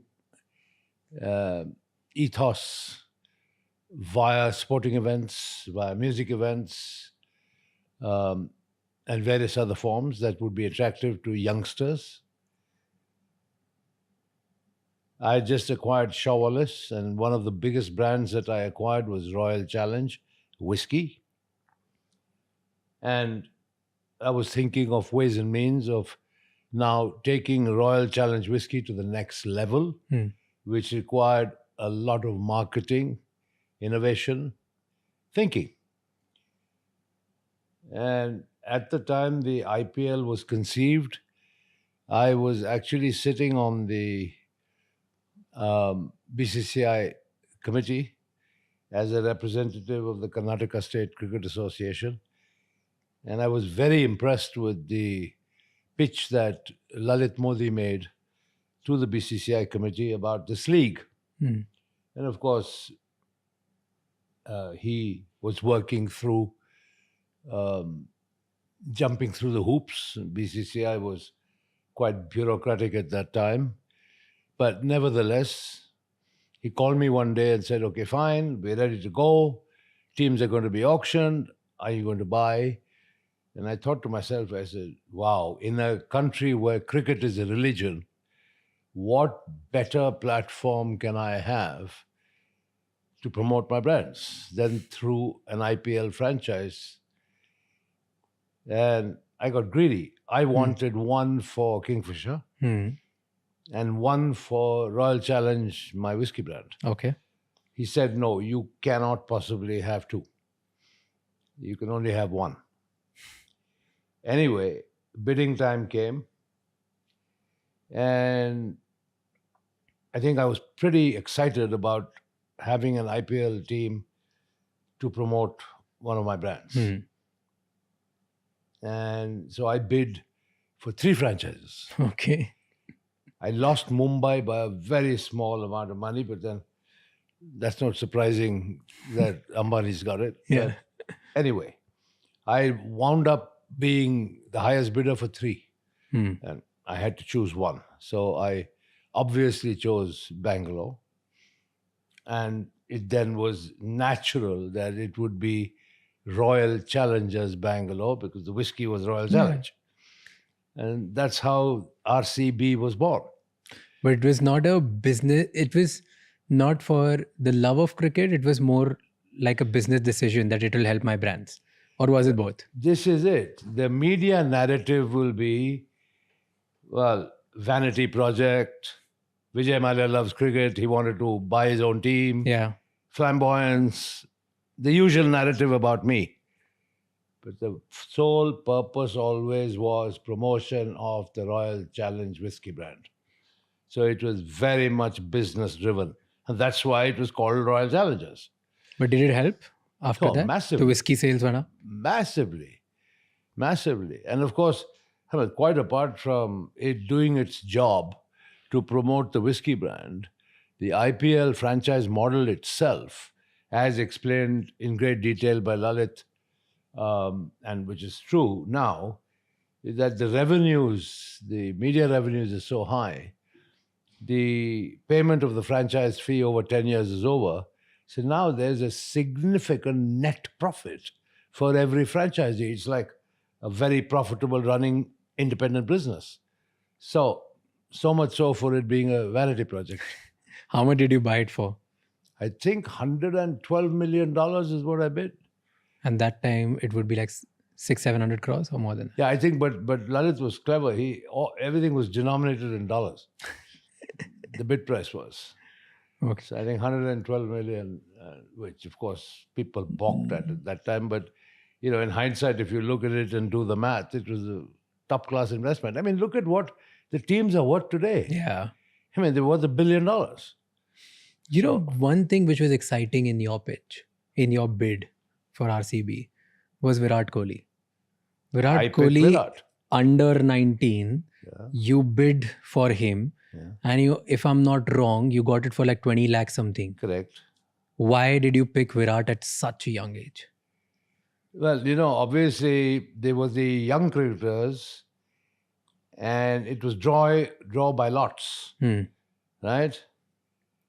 And fine, I got lucky, so I got to pick, and I immediately went for Virat. I looked just, I think, shortly before the actual selection process. They were playing the Under-19 World Cup, and I was very impressed. And so I picked him, and it's wonderful. 18 years later, he's still there. So with just his performance, or were No, you able to see absolutely. something? Yeah, he was a young kid at that time when I got him, but full of energy, great talent, and one of the greatest Indian cricketers ever. If you had the choice to pick 2 or 3 players from other teams for RCB today, who would you pick? If dreams could come true, Jasprit Bumrah. Yeah. If dreams could come true, Surya Kumar Yadav, Rishabh Pant, and KL Rahul.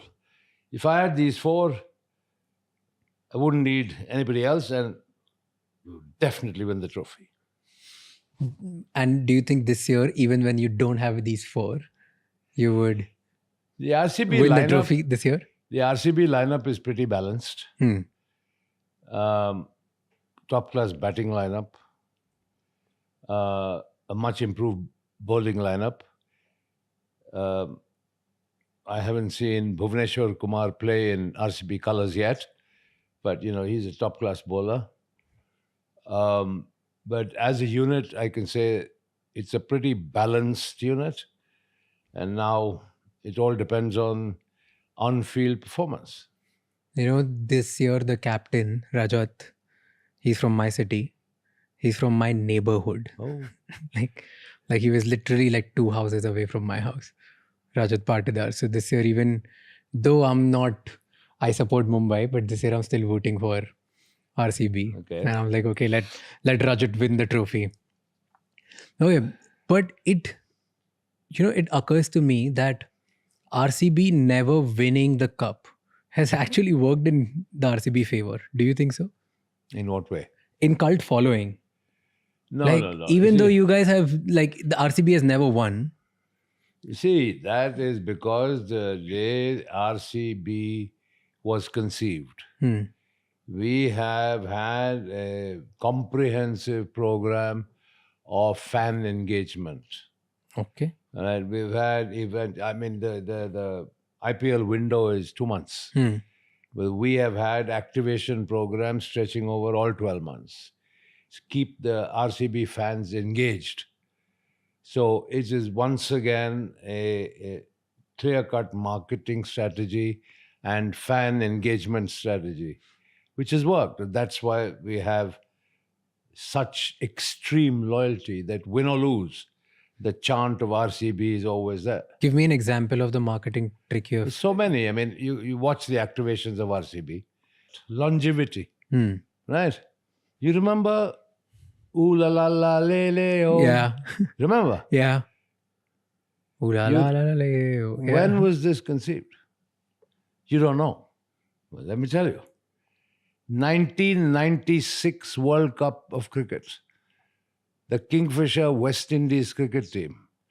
Now, back in 1996, I put the Kingfisher logo on the West Indies, not Indian, cricket team. Okay? And because why?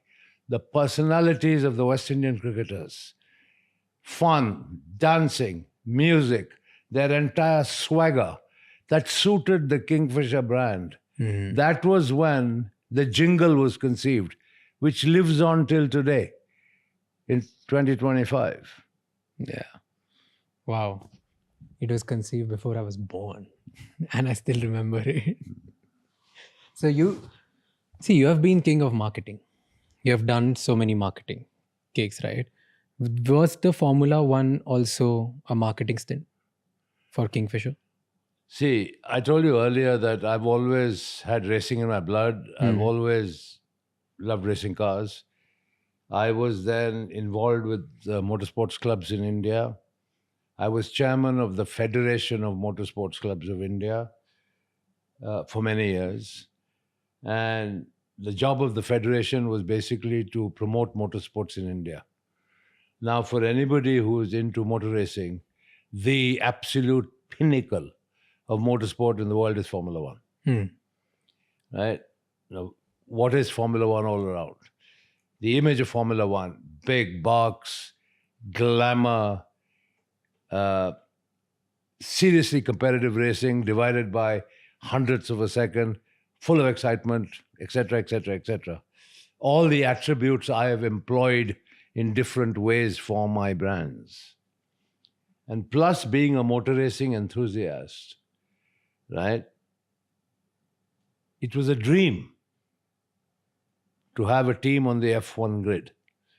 So when the opportunity presented itself, I did it. Right? I did it. Now, I named it Force India. I could have easily named it Mallya Formula One, like Williams Formula One, for instance. Right? Why did you keep Force One? Because I wanted the Indian flag to be on the grid. I wanted the world to know that the team with roots in India of all countries was at the pinnacle of motorsport. And that is why I called it Force India. And I had the tricolor on the car. Of course, I also used the platform to advertise my brands. Yeah. Okay, including Royal Challenge, whiskey, White and Mackay, which we owned at that time, Kingfisher, then the airline. So the car, the livery of the car and all the merchandise around Formula One had a lot of our brands on it for promotional purposes.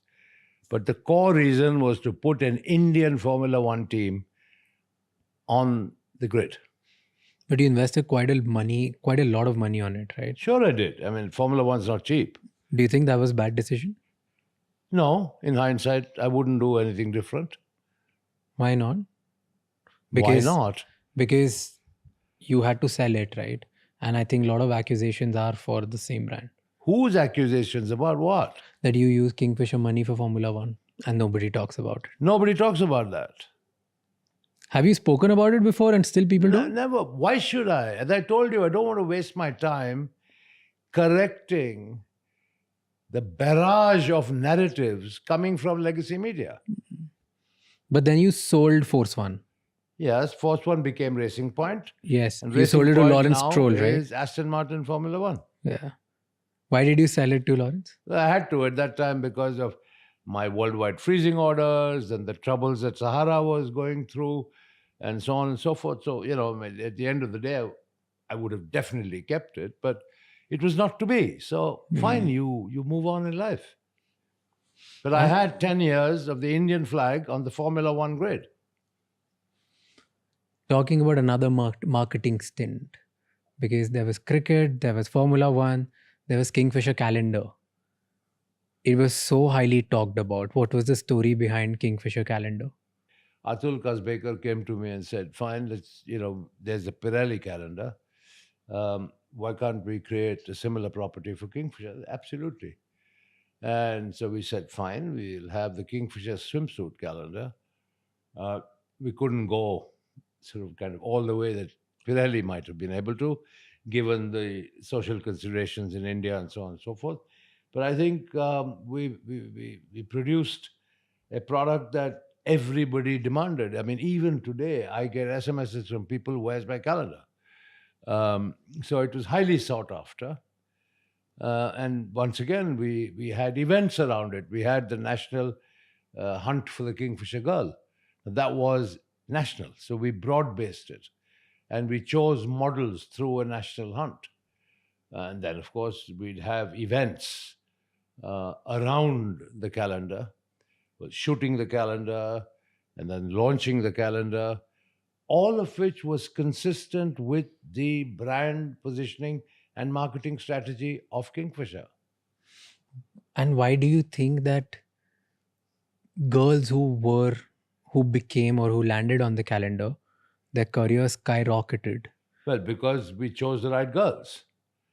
I mean, whether it was Deepika Padukone, whether it was Katrina Kaif, I mean, we had all the heroines and the stars on the calendar in their younger days. But they were not stars back then. No, They were became not, but after. we picked well. We picked the right talent. Did you also help them after the calendar, or it was just the engagement was They only till then? came with the calendar, and that was it. I did it because it was a fantastic marketing tool. Didn't bring anything to me personally, but it did wonders for the brand. The same thing with the McDowell marketing campaigns, right? Okay. Talking about fast cars, I've always been passionate about cars. Right? And I have owned good cars, but not a fleet of them. In India, I had a couple of Mercedes cars, one Rolls-Royce and one Maybach. That was it. That was all I possessed. But you have one of the largest car collections of vintage cars and stuff, Now right? we're talking about vintage cars, which is a totally different ballgame. Because of our nationwide presence on the ground, I told my people, look for vintage cars because they were hugely neglected. Many, many cars went to India in the 20s and 30s. The Maharajas in India were probably the biggest customers for famous cars such as Rolls-Royce. But these cars were in a state of ruin.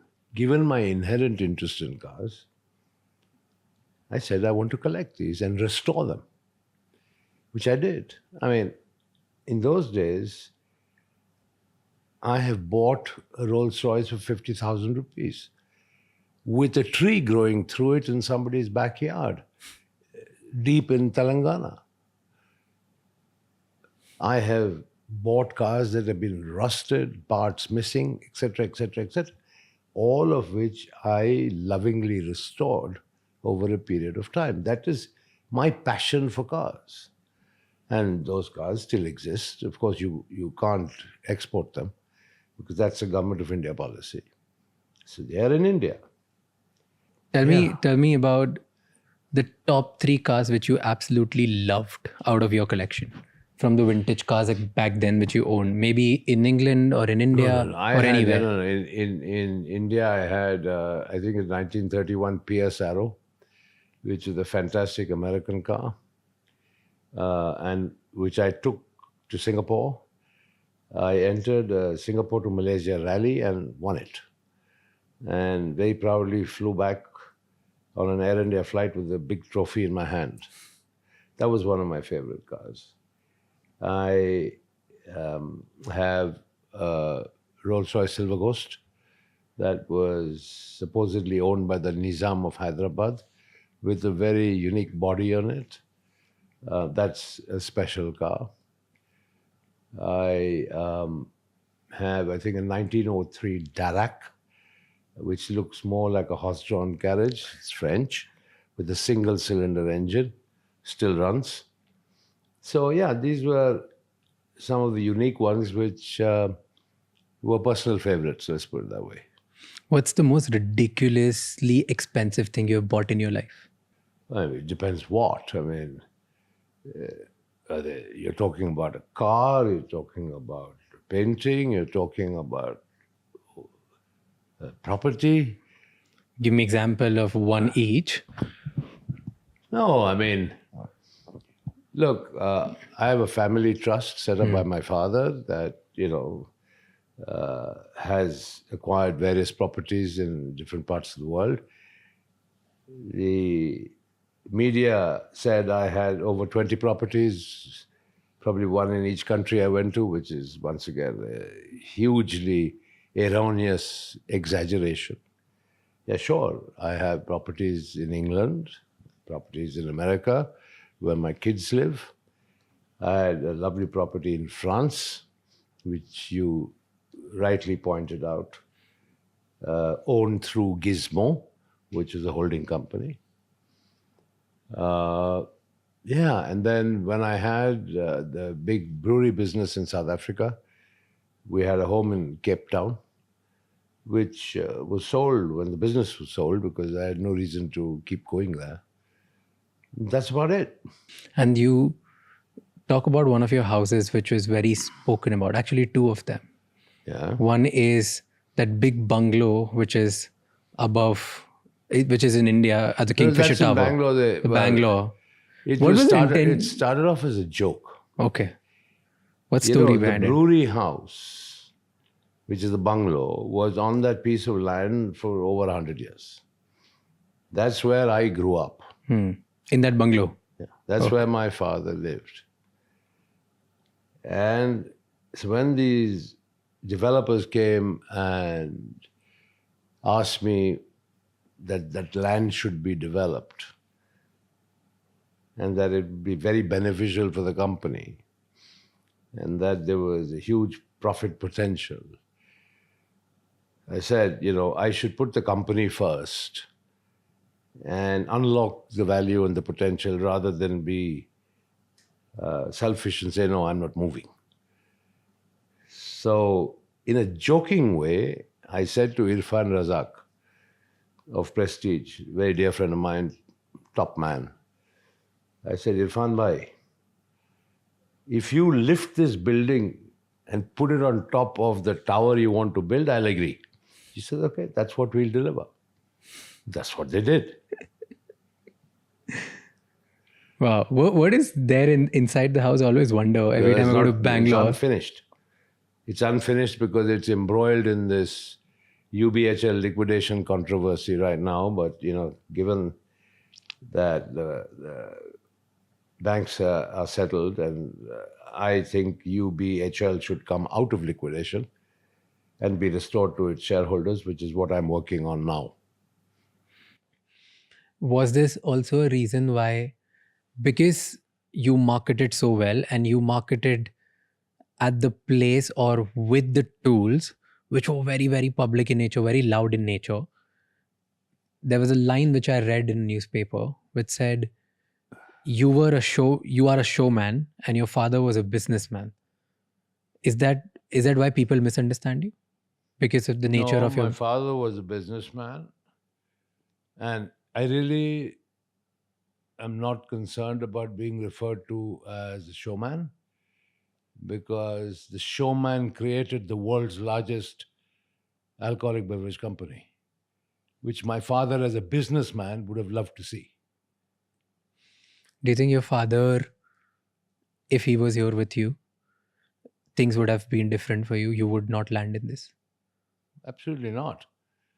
Absolutely not. I mean, if you see what I've been through, it's illogical. It is a sustained campaign and a sustained attack on the government's favorite poster boy. Right? Now, whether my dad was around or not would not change anything. What has been attempted and what is being done. Till now, the government officially recognizing and admitting that 14,100 crores has been recovered. Okay, let's go to a point where, when we were talking about earlier, about the Kingfisher turmoil, you said you went to the FM back then, which was Pranav Mukherjee, sir. what happened after that meeting? He said that banks will support you. Yeah. Is that the reason why a government bank supported you? This was not one government bank, it was a group of about 15 or 16 government banks. Kingfisher Airlines never borrowed any money from State Bank of India. Just to set the record straight. Okay. State Bank of India was a lender to Deccan. When Kingfisher and Deccan merged, State Bank of India became a lender to Kingfisher Airlines. But it started with Deccan. So like that, there were a group of banks from whom Kingfisher had borrowed money, a group of banks from whom Deccan had borrowed money, and then they got combined into one entity when Deccan and Kingfisher merged. Right. Yes, there were times when the sort of support from the finance minister at that time meant that, when I presented to various banks, including State Bank, that, the airline needed money, they would recognize our financial needs, appraise them correctly through State Bank of India capital markets, and then sanction loans, even though the credit worthiness of Kingfisher Airlines may have been short of norms. To that extent, I'm grateful, yes. But then, I did my bit as well. I put in 3,000 crores of UB Group's money into Kingfisher Airlines. You're talking to me about allegations of siphoning. You're talking to me about allegations of misusing Kingfisher Airline funds for my lifestyle for Formula One. Nobody ever talks about the 3,000 crores I infused in cash into Kingfisher Airlines to keep it afloat. My good friend and, probably the most successful lady entrepreneur I've known, she's like a sister to me, Kiran Mazumdar, has often said publicly that Vijay put everything on the line for Kingfisher. I did. But that's not appreciated. That is not appreciated. That's sad. But let the narrative be what it is. See, you put everything you had into reviving Kingfisher Airlines because you believed in the vision. Yeah. Right? But at the time when you asked loans, the company was not doing that great. Correct. Right? So you still got loan from the consortium of 17 banks. Correct. The reason was they believed in your vision, or the reason that they were influenced by the government to give you the loan? Yeah. They believed in the vision. They did their own appraisals, right? And please never forget, I gave my personal guarantee. And United Breweries Holdings Limited also gave its personal guarantee. If anybody had, bad intentions, if anybody had intentions to divert money, siphon money, steal money, would anybody put themselves on a line with a personal guarantee? Think about it. So all this narrative of चोर कभी अपना personal guarantee देता है क्या? That is why I say in the last 9 years, I haven't bothered about changing this narrative, because it is what it is. It's written by the Indian media, of course, prompted by the government, who have had their own press conferences, etc. I mean, Sambit Patra, the BJP spokesman, called a press conference and bandied around in front of the Indian media letters that I had written to Prime Minister Manmohan Singh, trying to establish a nexus, right, between me and the Prime Minister, and alleging some sort of wrongdoing by the then Congress Prime Minister. I mean, one could see through the political rhetoric straight away. I mean, why wouldn't any Indian citizen write to the Prime Minister for help? Fair. Because I never asked for money. I asked only for policy changes. Let's go to the series of events. After this, what happened? What happened? So, I'm quoting just pure research. Okay? Quoting whom? Quoting pure research of what's out there on all the newspapers. So, you got a loan from banks, and usually the normal nature of providing such big loans is people give you this kind of loan against collateral. And in this case, bank took brand name of Kingfisher as collateral and gave you the loan. One of the collaterals. One of the collateral. What were the other collaterals? Several other stocks, shares, property. So stocks and shares. Shares, property. And stock and shares, which is again quoted, at that time were at the price of 38, 39. But banks got it at 68, 69. You're talking about Kingfisher Airlines shares. Yeah. What about all the other shares of UBL and USL? Nobody talks about that. But where do you think they got this 14,000 crores from? I'm talking about back then. Like, no, 1 minute. They have sold assets and realized 14,100 crores. Yeah. A large part of which were my shares. So you have only focused on brand value. You've forgotten about the shares. No, I'm talking about shares. Suggested, wait a minute. I never suggested that the brand value would generate 14,000 crores. My shares that were pledged did. So there's your answer to all this narrative.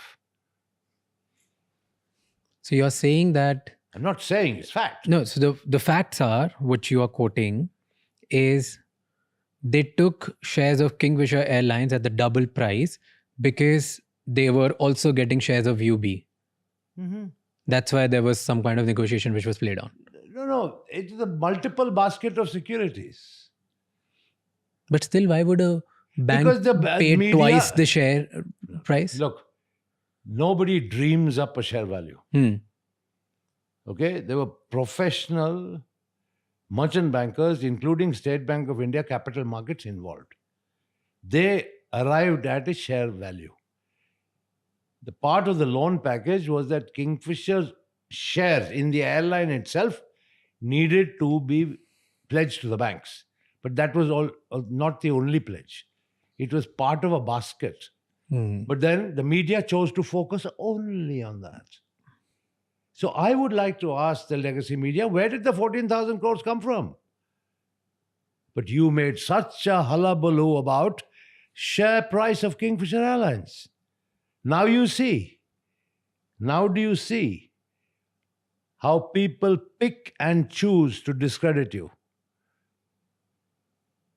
Isn't it pretty evident? Okay. So then this happened. Again, a business decision by banks. They did everything. There was no influence involved.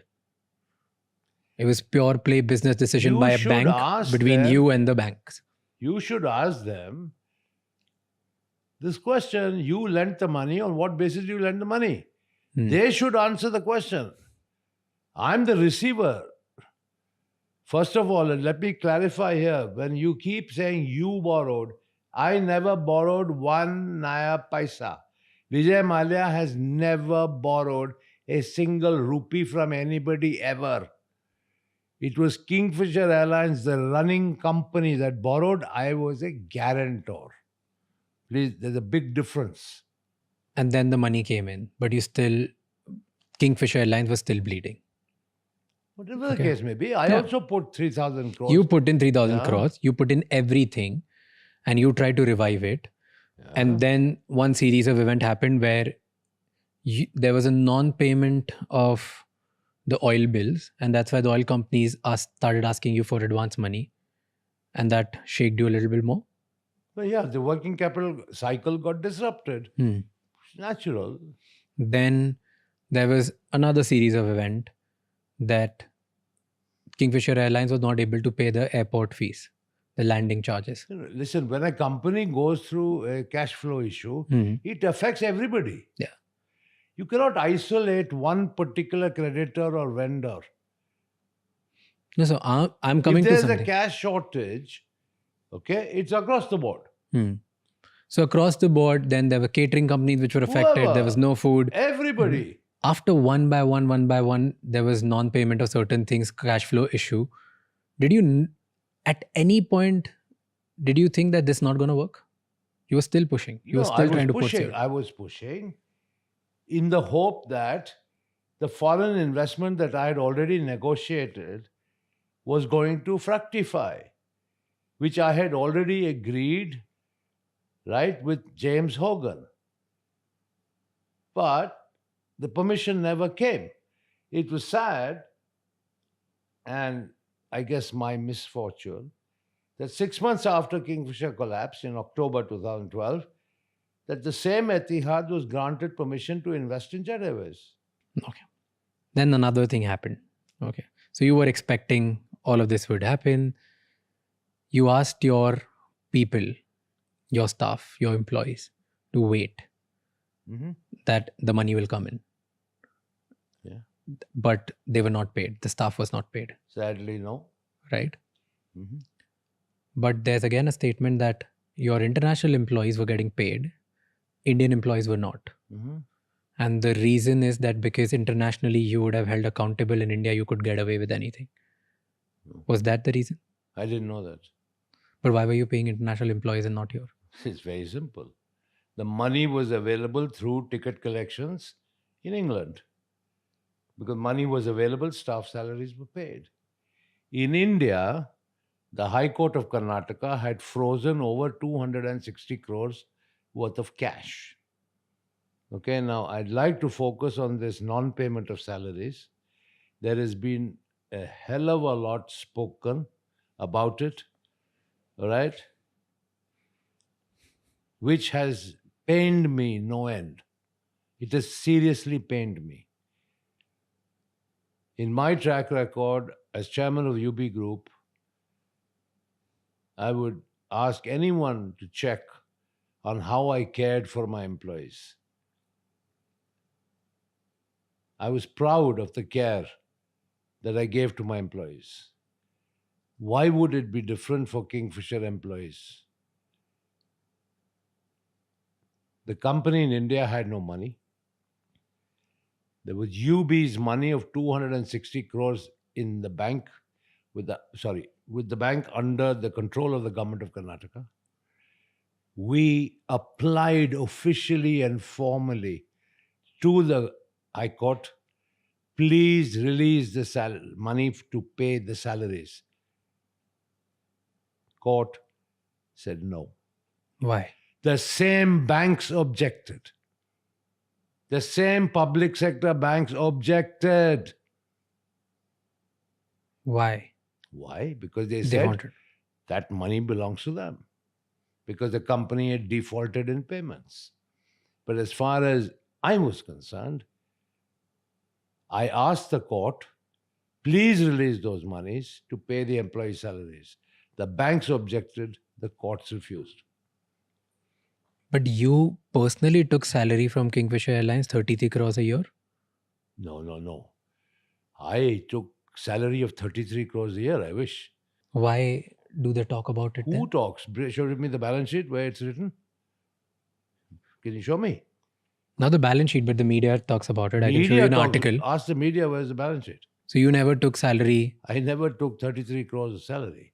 or did you take any salary when other people were not getting paid? Obviously not.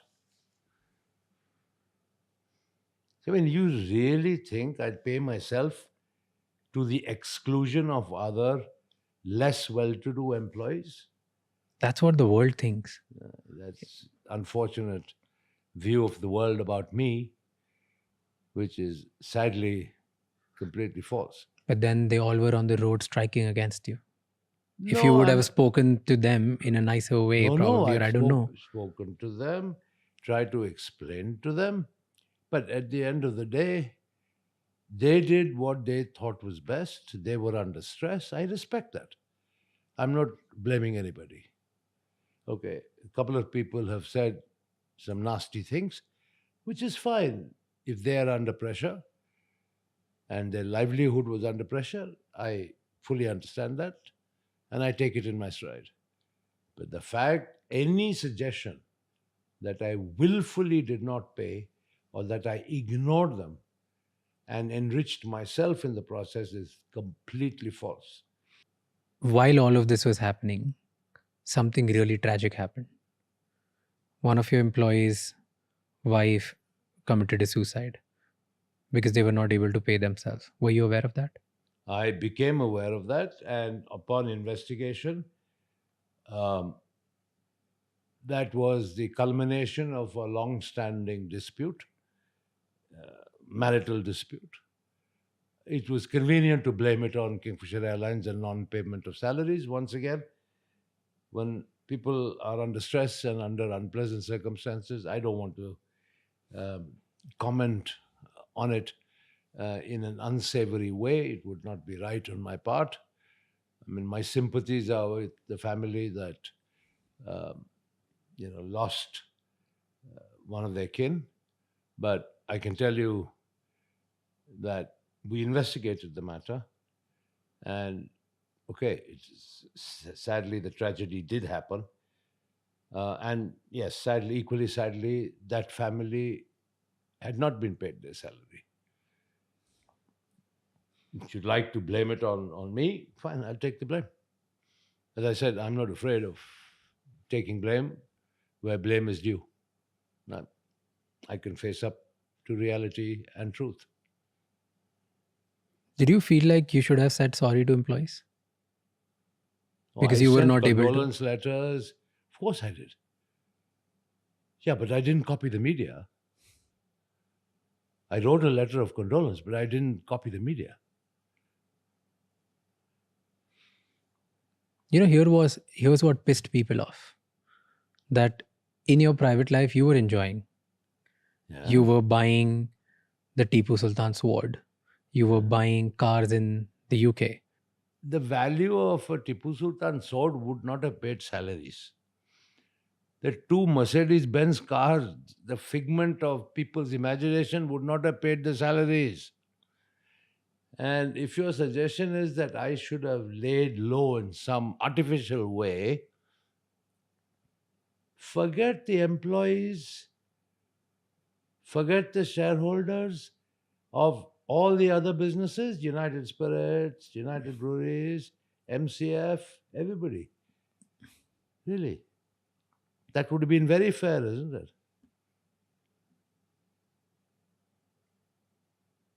And behave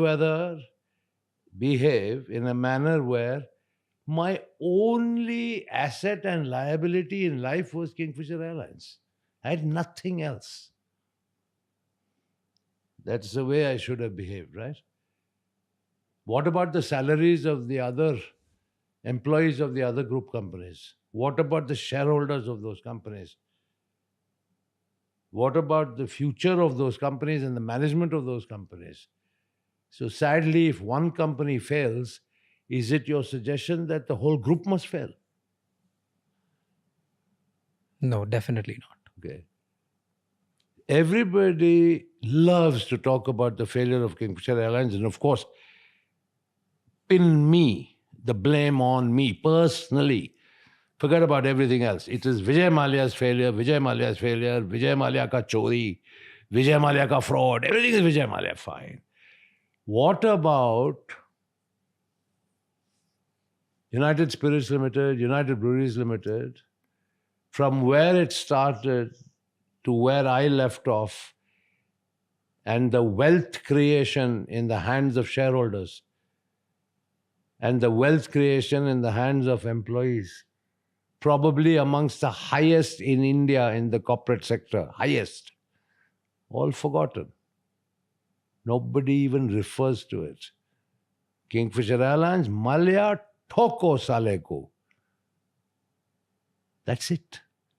The narrative begins there, ends there. Do you think if you would have done things differently, probably this side of you would have been more celebrated than the side which has gotten... Once the media started, beginning with one particular channel whose anchor is known, right, to shout the house down, right? What did I start by saying? Vijay Mallya, I want to see you eating jail food. Vijay Mallya, I want to see you in jail clothes, etc., etc. Started from there. Everybody had to jump on the bandwagon.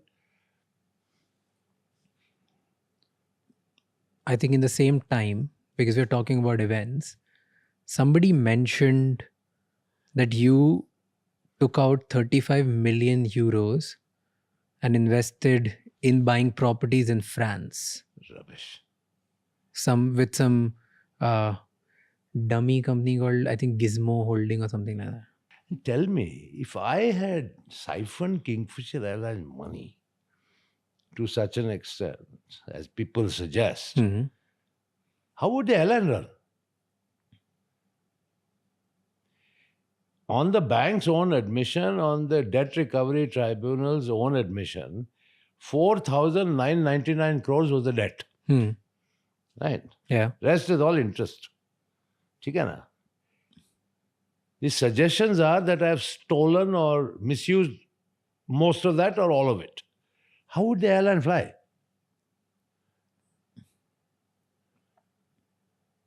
If all the money borrowed from the banks, Vijay Mallya pocketed, how would the airline fly?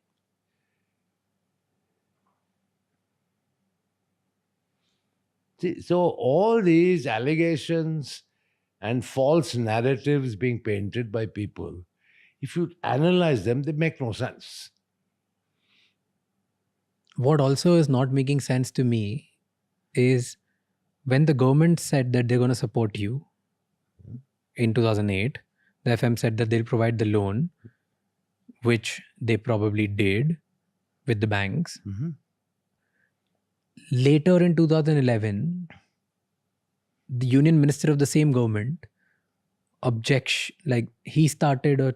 they started objecting that you were not paying even taxes. 150 crore was pending, and they started putting you in the public eye. But they were arrears.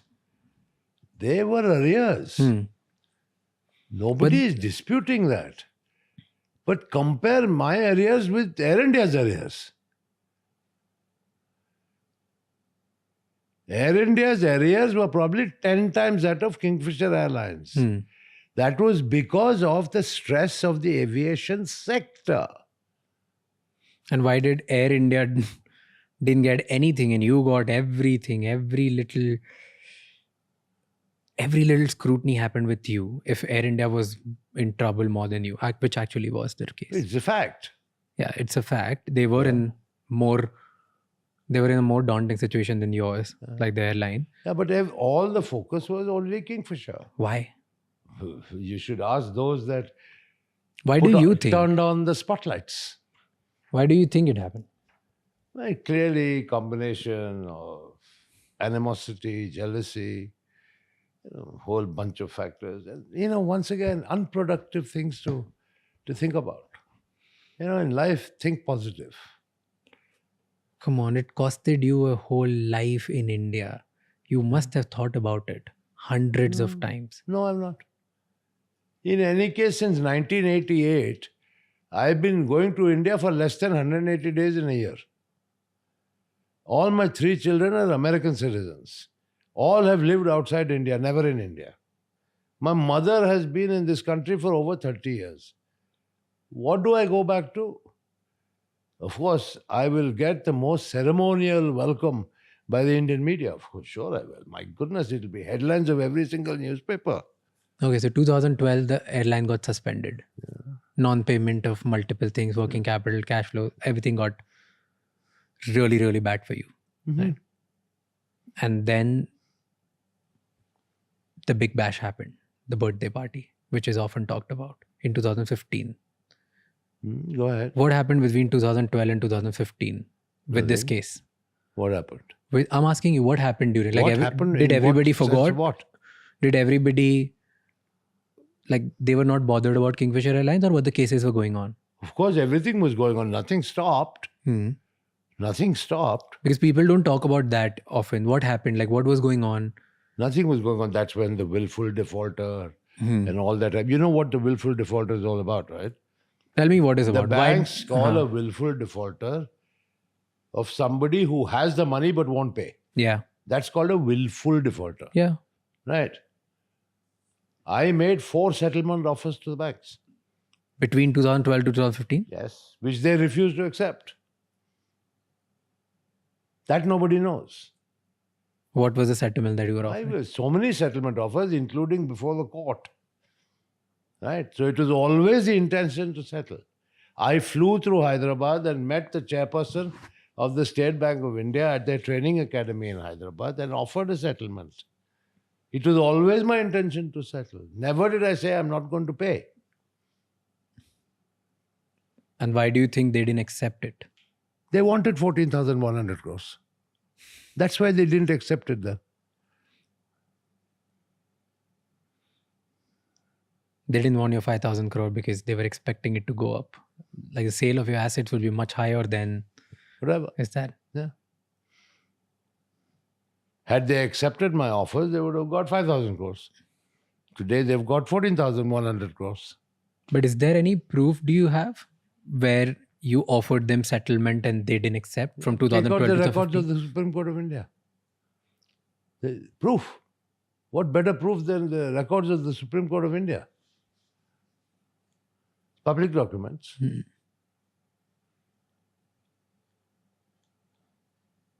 So let's say you offered, Yeah. nothing happened. Nobody, not even a needle moved. It just kept going on. It kept getting worse. And you knew this trouble was going on. And in 2015, apparently, according to the media, this is where things went down, where you had a grand birthday party, your 60th birthday party, 18 December 2015, right? Correct? What happened in that party? Nothing. It was a party that, normal party that I had. And I've had so many of them over the years. Do you think you shouldn't have done that party or made it so public? But why? Why? Because the whole narrative is against you. You spending, see, this is what a common person would think. If I was a Kingfisher employee and I've not gotten paid for XYZ reason, for let's say economic factors, business model, whatever, XYZ reason, I'm not getting paid. My livelihood was dependent on this. And then I see the promoter of my company spending millions of dollars or Enrique Iglesias to perform for his birthday party. I would get enraged. I want to, as an employee at that point, if I've not gotten paid, I don't understand that there are 50 businesses that you have built. I understand only one thing, that the promoter of my company is enjoying on my expense. I would agree with everything that you said, except your last, at my expense. The promoter of the I'm talking company, like a common person, that's why I'm asking. fair enough. The common person didn't know that upon objection by the same banks, Karnataka High Court declined to agree to drawing readily available cash to pay the salaries. Right. Okay, I agree with you. The suffering employee would have also said, the man has United Breweries, United Spirits, is none of my business. Right. Right. So I could have been a thorough hypocrite. I could have come here to London and had my party and nobody would have even known. Right?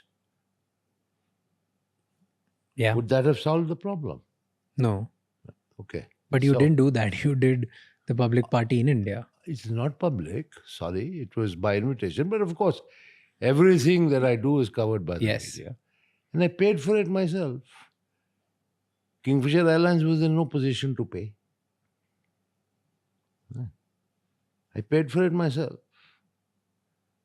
Maybe in hindsight now, okay, and we're talking about December 2015 against an airline that shut in 2012.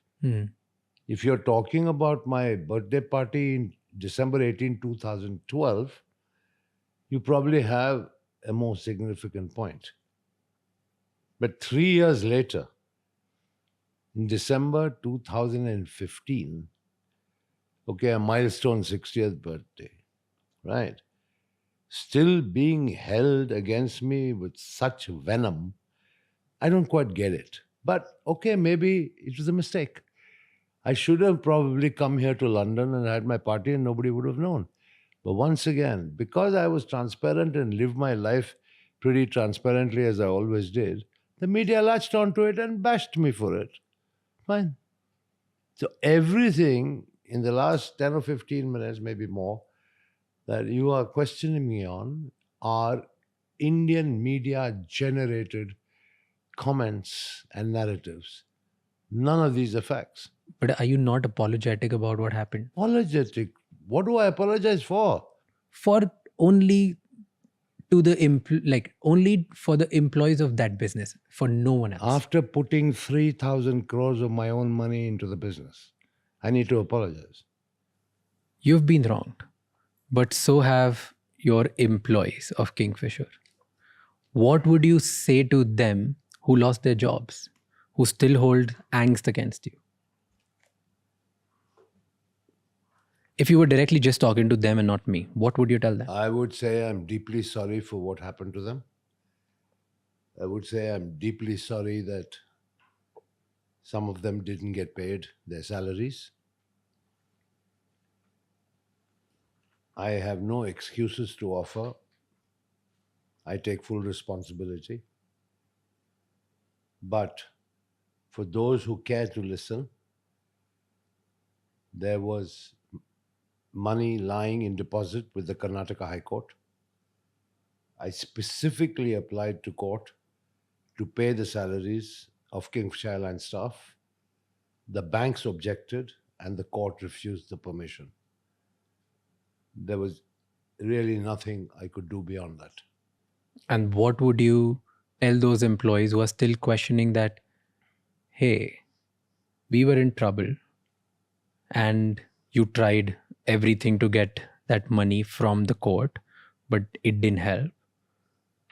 Then why did you go out and party like a king on your 60th birthday when we were suffering? We need to look at the timeline here. Kingfisher Airlines shut down in 2012. My 60th birthday was in December 2015. Right? There was nothing I could do in the interim to find money to pay the staff in particular, because any money that could have been infused theoretically would have been taken by the banks because all the assets were frozen. Did your legal advise you not to pay? Absolutely not. I told my legal advisors to find every single avenue to pay. And it didn't work. They couldn't find a way. But ultimately, because of the freezing, all the money was lying under the control of the court, so we couldn't touch the money. And every penny that you would have infused just for their intention to pay your employees would have still gotten frozen. You see, the court order did not differentiate between employees and general corporate purposes. Mm-hmm. Any money in the account of the airline was frozen. Frozen by the banks, frozen by tax department, frozen by service tax. Everything was frozen. The chunk of available cash was with the court, and that was actually cash of UBHL, not Kingfisher Airlines cash, of United Breweries Holdings Limited, one of the co-guarantors. UBHL said, we want to pay Kingfisher Airlines staff salaries. Please allow us. The banks objected, and the court did not give permission. That is fact. I would feel very sad if somebody said I had no intention to pay or that I ignored to make the efforts. I made every single effort I could. Do you ever feel sorry that you couldn't do anything to give money to the employees? Obviously, but are you suggesting that I'm not sorry for what happened to Kingfisher and the collateral damage that was caused to everybody? I'm asking you, are you? I said I was very sad about the fact that You were sad, but were you failed. sorry about it? Sorry. I apologize publicly to everyone for the failure of Kingfisher Airlines. Till today, I'm willing to apologize. I did my very best. I tried very, very hard. I put in my money, blood, sweat, and tears. It didn't work. Sadly, it didn't work. I'm very sorry. At the end of the day, frankly, It's what I think of myself when I look at myself in the mirror in the morning. Have you done good or have you not done good? Are you a success or are you a failure? What is the answer? I'm a big failure according to Indians. Fine, I'm a big failure. But when I look at myself in the mirror, I don't see failure. But does it bother you? Who created 1.75 lakh crore of market cap in the alcoholic business? Who created it? Even after creating such a behemoth, people think you're a failed business owner. Fair enough. So let Does them it think. bother you? And who made Kingfisher Airlines so public? Who made it? Damania Airways started and failed. East-West Airlines started and failed. Right? Jet Airways eventually failed. Right? Modi Luft started and failed. Right? Paramount started and failed. You read about them? Only Kingfisher and Mallya. Is that not a targeted attack? Because here's what got crafted after it. Who crafted it? I'll tell you. I'll come to that. Tell me. Then, So tell me, what about all these other aviation failures? see, nobody cares about them because nobody was as public as you. So now we're talking that I pay the price for my own public image. And the fact that you left the country. That's which is another. Yeah. So I'll come to the series of events of these, both of them. No problem. Okay. So 2015, December, this happened. Before that, CBI started investigating you. And I appeared before the CBI 4 times. And CBI concluded their case that they found you siphoning the money. Was that the thing? Completely false. Okay. There is no allegation of money siphoning by CBI. What did CBI conclude? Nothing. That I spent on a private jet, which was Kingfisher Airlines' own asset, Yeah. that I misrepresented to IDBI while taking the loan. What did you misrepresent? That I misrepresented. You asked me a question about brand valuation, right? So one of the allegations is brand valuation. Was it also bizarre? Like IDBI gave you loan in just 2 days, and on Sunday you got the money transferred in your bank. Yeah, but then that was a short-term loan. Okay. They got the money back and then they participated in the consortium lending. Okay. Yeah. So, but there is no allegation of siphoning money. None. Zero. So it was misrepresentation Yeah, that's and it. using that money or using the Kingfisher loan proceedings to buy a private jet.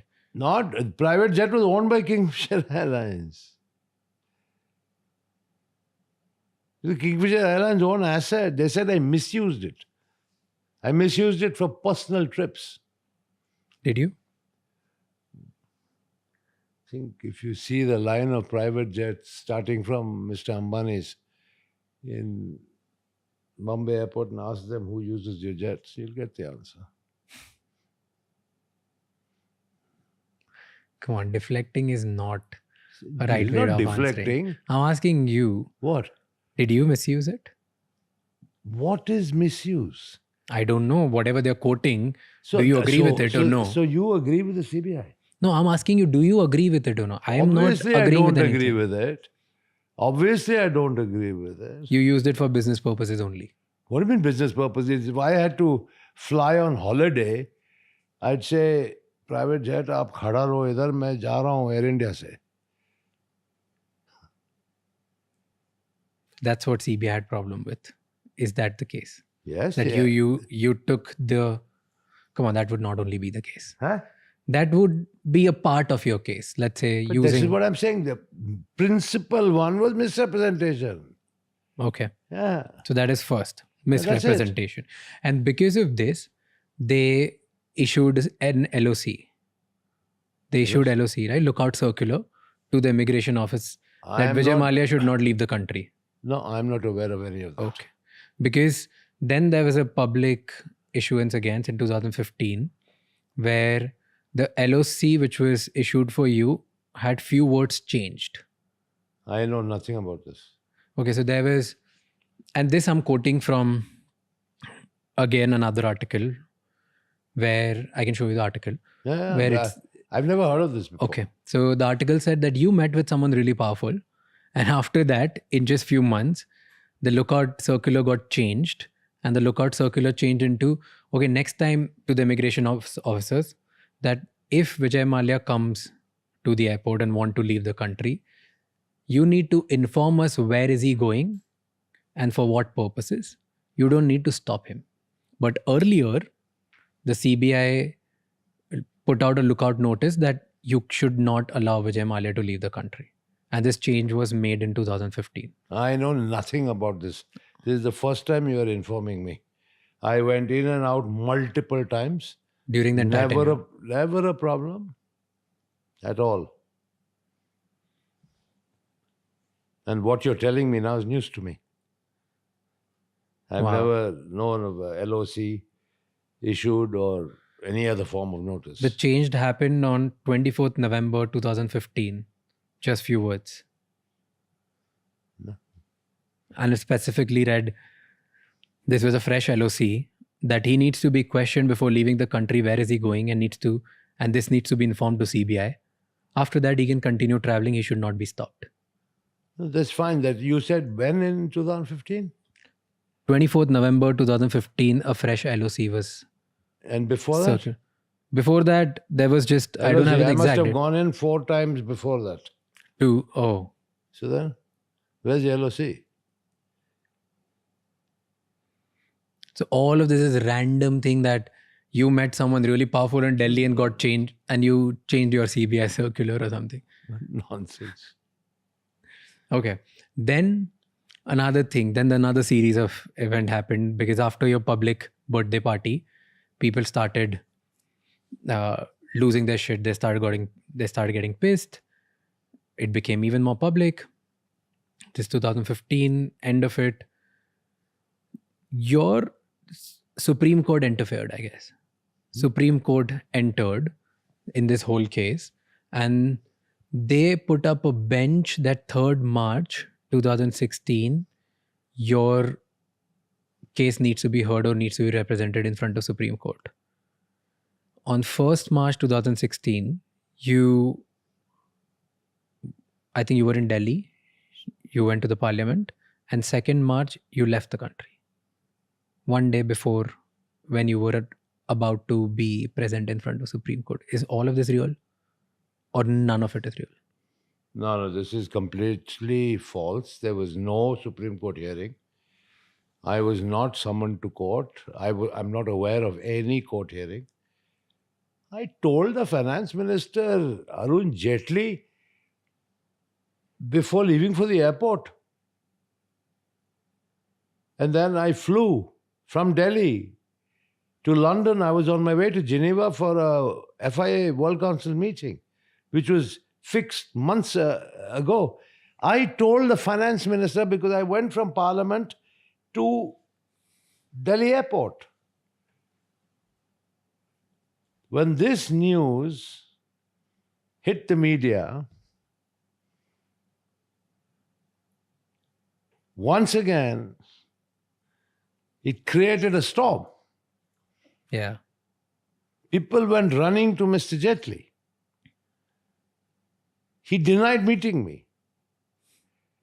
A Congress MP saw us and then said to the media, no, I saw them together. Mr. Jaitley had to retract his statement and say, yes, I met him, but only while I was walking. It was a fleeting meeting. I never said I went to Mr. Jaitley's office, sat in front of him, had tea with him. All I said is I told the finance minister while leaving, I'm going to London, I have to go to Geneva for a meeting, I'll be back. Please tell the banks to sit across the table and settle with me. How long does this take, this one sentence? A minute or two. चलते चलते बात हो सकती है ना? हाँ. मैं थोड़ी ना कहा कि मैं कुर्सी और मेज के सामने बैठ के डिस्कशन कर रहा था. But you see the way He denied it.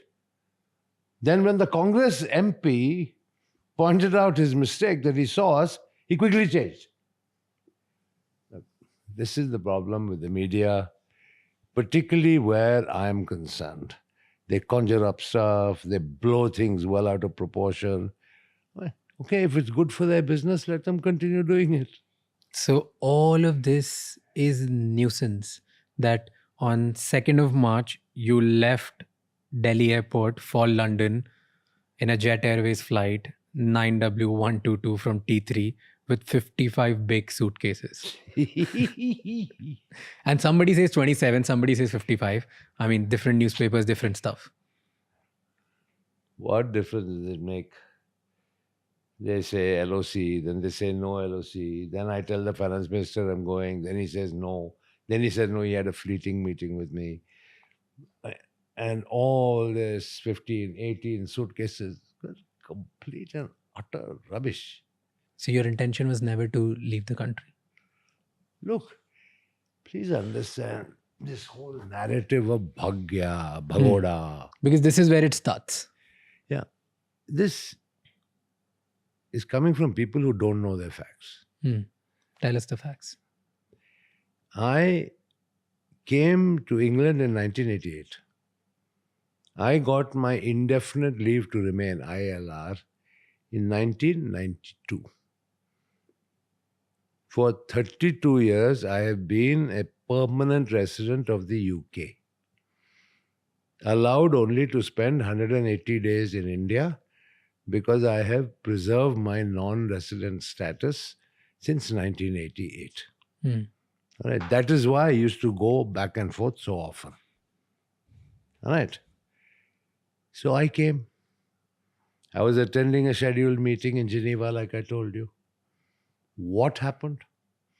The loudest anchor in the television industry started. All the media piled on. Huge hangama. How did Vijay Mallya leave? How did he leave? Like any normal person on a Jet Airways flight. That too after telling the finance minister that I'm going. Driving from Parliament House to the airport. Right? So this whole tamasha started. Right? How does government normally react to media frenzy? Check your own facts. So I said, okay, let things cool down. On top of that, I was negotiating with my foreign collaborators to sell certain shares so that I could pay the banks. My intention was always to settle with the banks. Right? Yeah. So I wrote to the enforcement directorate who sent me a summons. I need some time. I'm negotiating. I want to settle with the banks. I've got some business to do. I've already appeared before the CBI. I will appear before you. Right? Just give me some time. What happened in the meantime? They revoked my passport. Revoked it. Okay. When was this revoking? 2016. Oh, right before you left. Before Right after you left. Yeah. Passport gone. How to travel?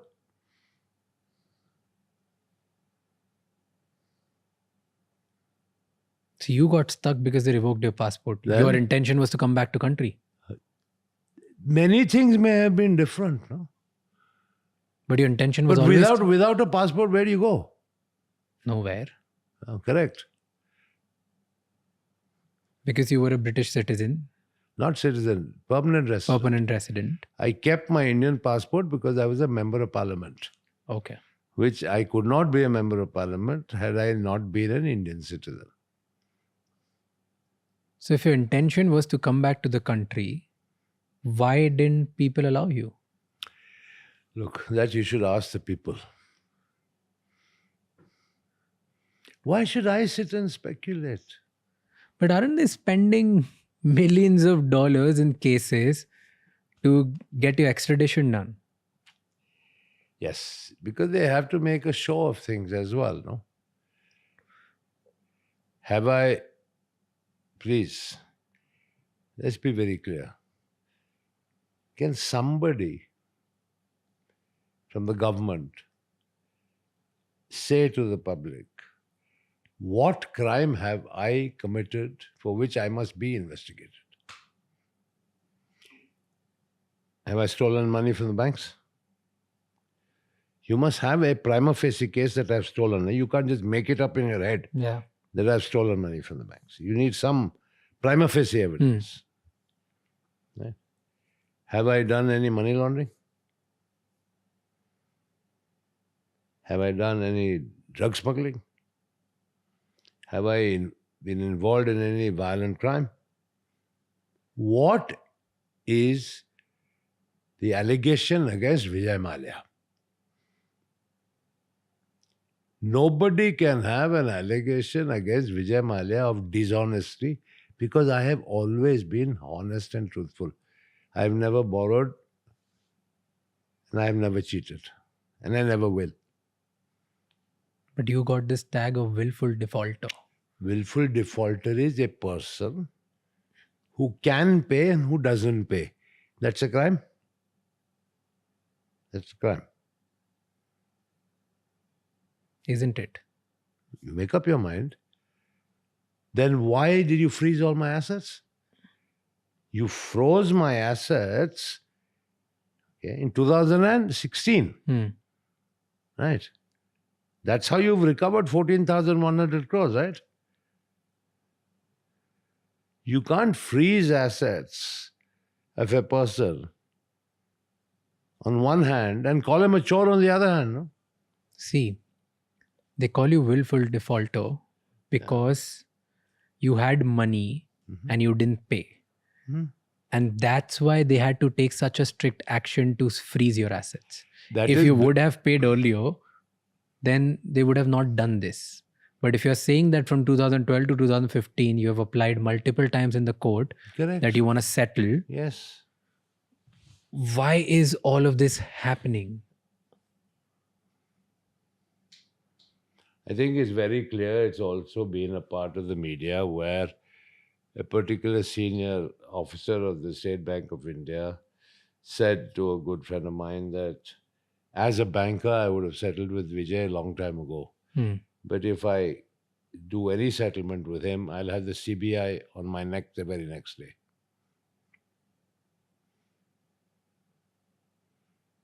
And why do you think CBI has to do all of these things? Because technically banks, you're saying banks want 14,000 crores. Isn't the CBI called a caged parrot? But then banks ultimately want 14,000 crore. So they don't want anything to happen. Why would bank want to settle you? Who knows? If you go to the banks today, they may tell you, I owe even more money. Tell me real numbers. Because somewhere it's written 9,000 crore, somewhere it's written... There is no 9,000, that is all imagination. 6203 is the real number. Judgment debt. 6203, 6,203. And you have been vocal about it. I was going through your tweets. Publicly, you have been very vocal about that. Hey, I want to pay, come talk to me. Hey, I want to settle. There are multiple times you've just said it. I've shown you letters I've written to the banks. Nothing. We cannot engage with you. Period. Right? You were part of the parliament. And you were influential. You had money. You were powerful. You could do nothing about all of this. What went wrong? That probably is the cause of everything that followed. Who do you make a poster boy? Somebody who is insignificant, is it? Well, why would if you want to make an example of somebody, who do you make an example of? A visible person or an invisible person? Definitely a visible person. Correct. So there you've got the answer. But why would they want to make an example out of you when you were ready to settle? It was just a business failure in your terms. It suits you, to reject a settlement offer and to continue to claim that amounts are due to the banks and therefore you're a defaulter and therefore we're going to hound you and chase you. It suits the narrative. Today in India, business failure means fraud. If purely that line you're talking about, then yes, it's you kept asking me about me. why people tag me willful defaulter, why they accuse me, why the narrative is so negative about me. What happened to poor Naresh Goyal? What happened? India's biggest airline jet collapsed. Naresh Goyal went to jail. Right? What happened to people like Gautam Thapar in Delhi? In jail. Right? So if your business does badly, you're automatically referred to as a fraud. The inference is that you've stolen. In which countries does this happen? The biggest companies in the world fail, right? Are their management, senior management put in jail? Are they accused of fraud? The whole purpose of business is associated with certain risk as well. Yep. Right. But in India, sadly, you have a business that fails, you're accused of fraud and improper conduct.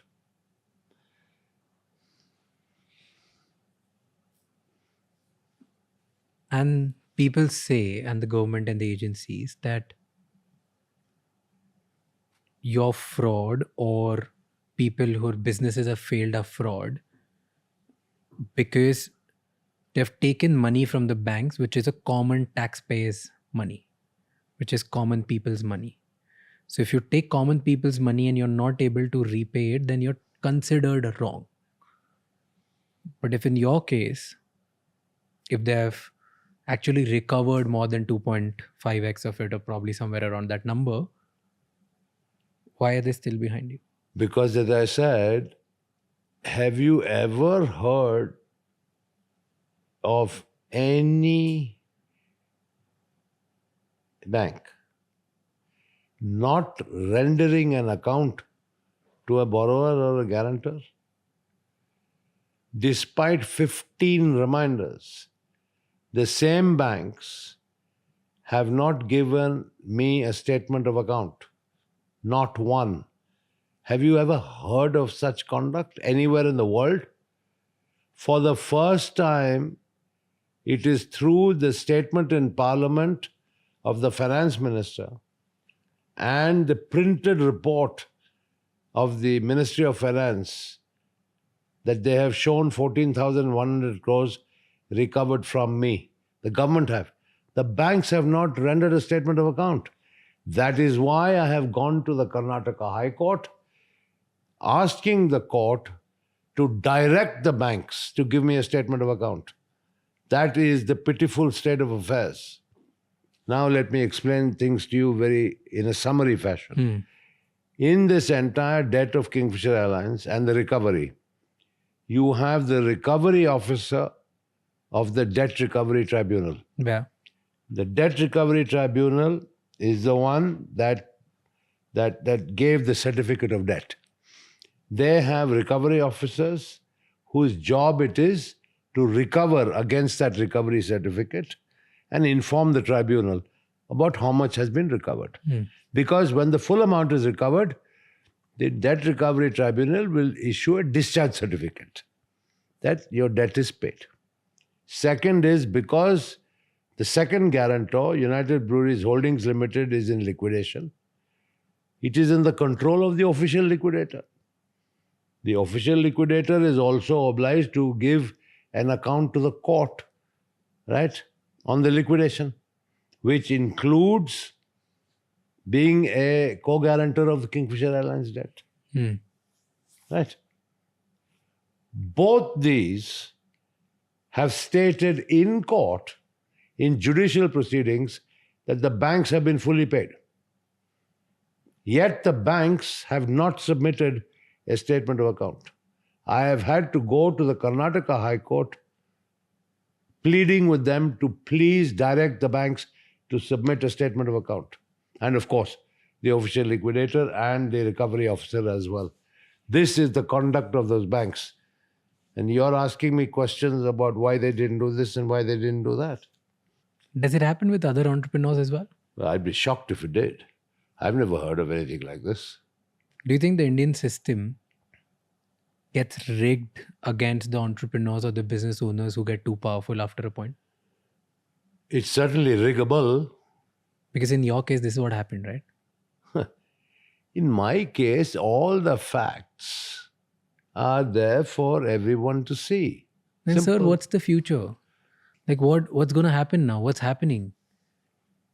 In your story, what you're telling is completely different than anything and everything that any Indian person out there who will do little research about you would find. It's completely different than what you're telling. But if you do research on me, what are you going to find? You will only find the narrative generated over a period of time by the Indian legacy media and to a certain extent the government and what they have said. And of course, when I say government, it includes CBI and ED and this, that, and the other. All right, that's all you'll find.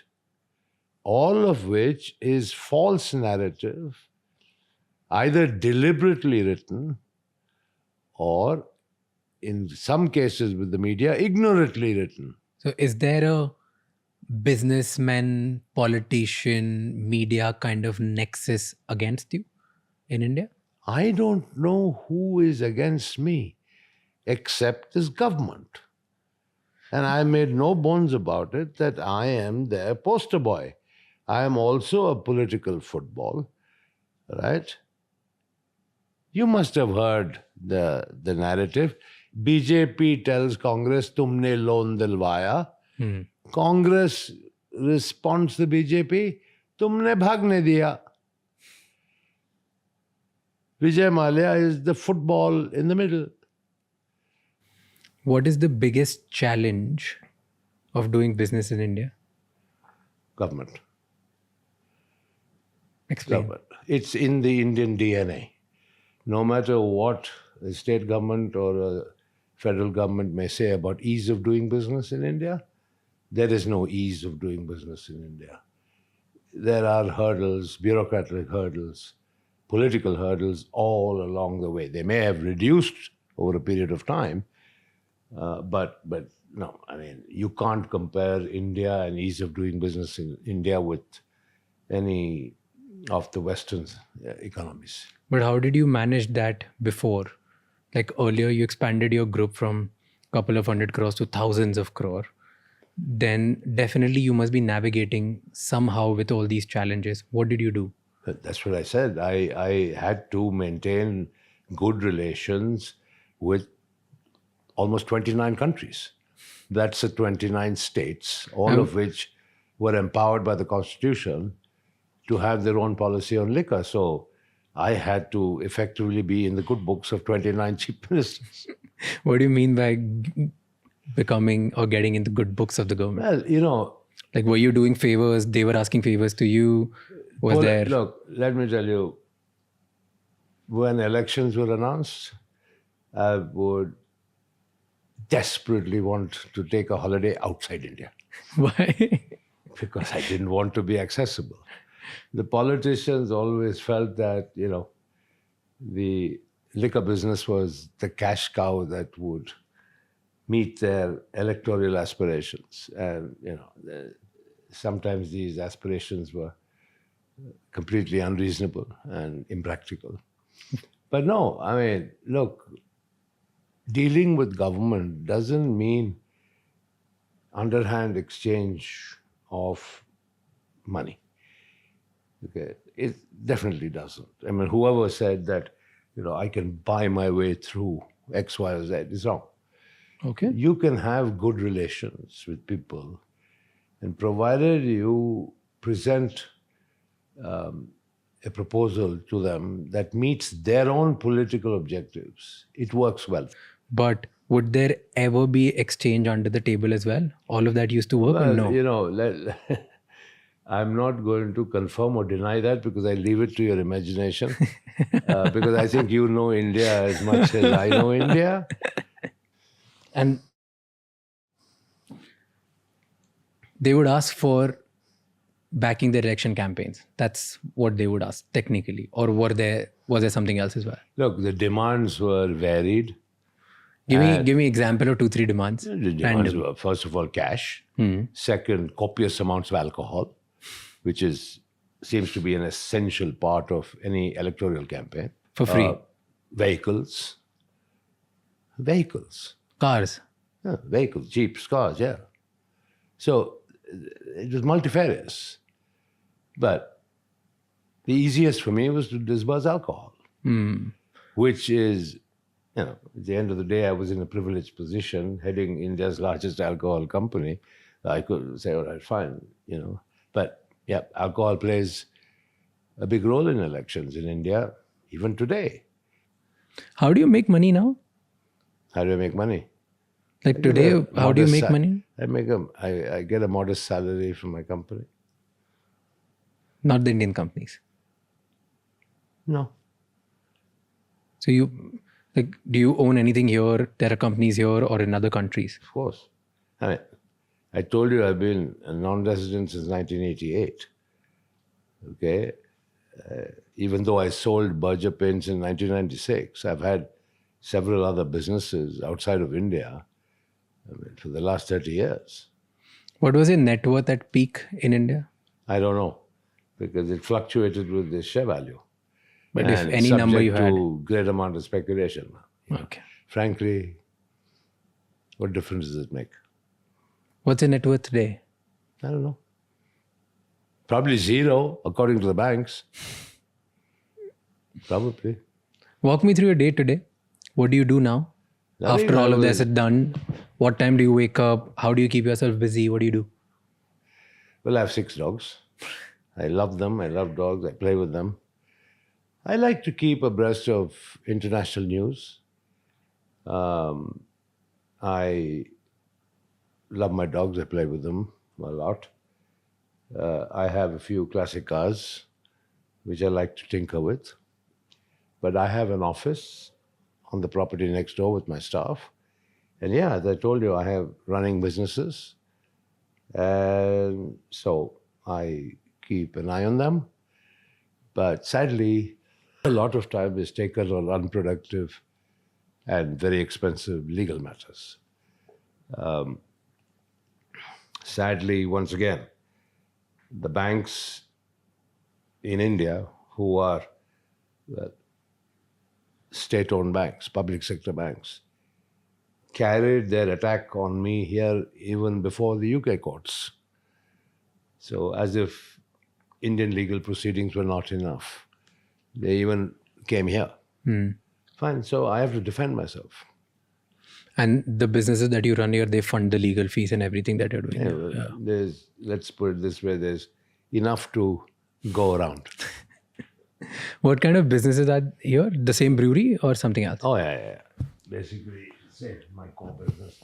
Alcohol, brewery, or all that. Yeah. You love it. You love doing the same thing. That's what's in my blood. I used to joke when I was young. I said I was born in a bottle.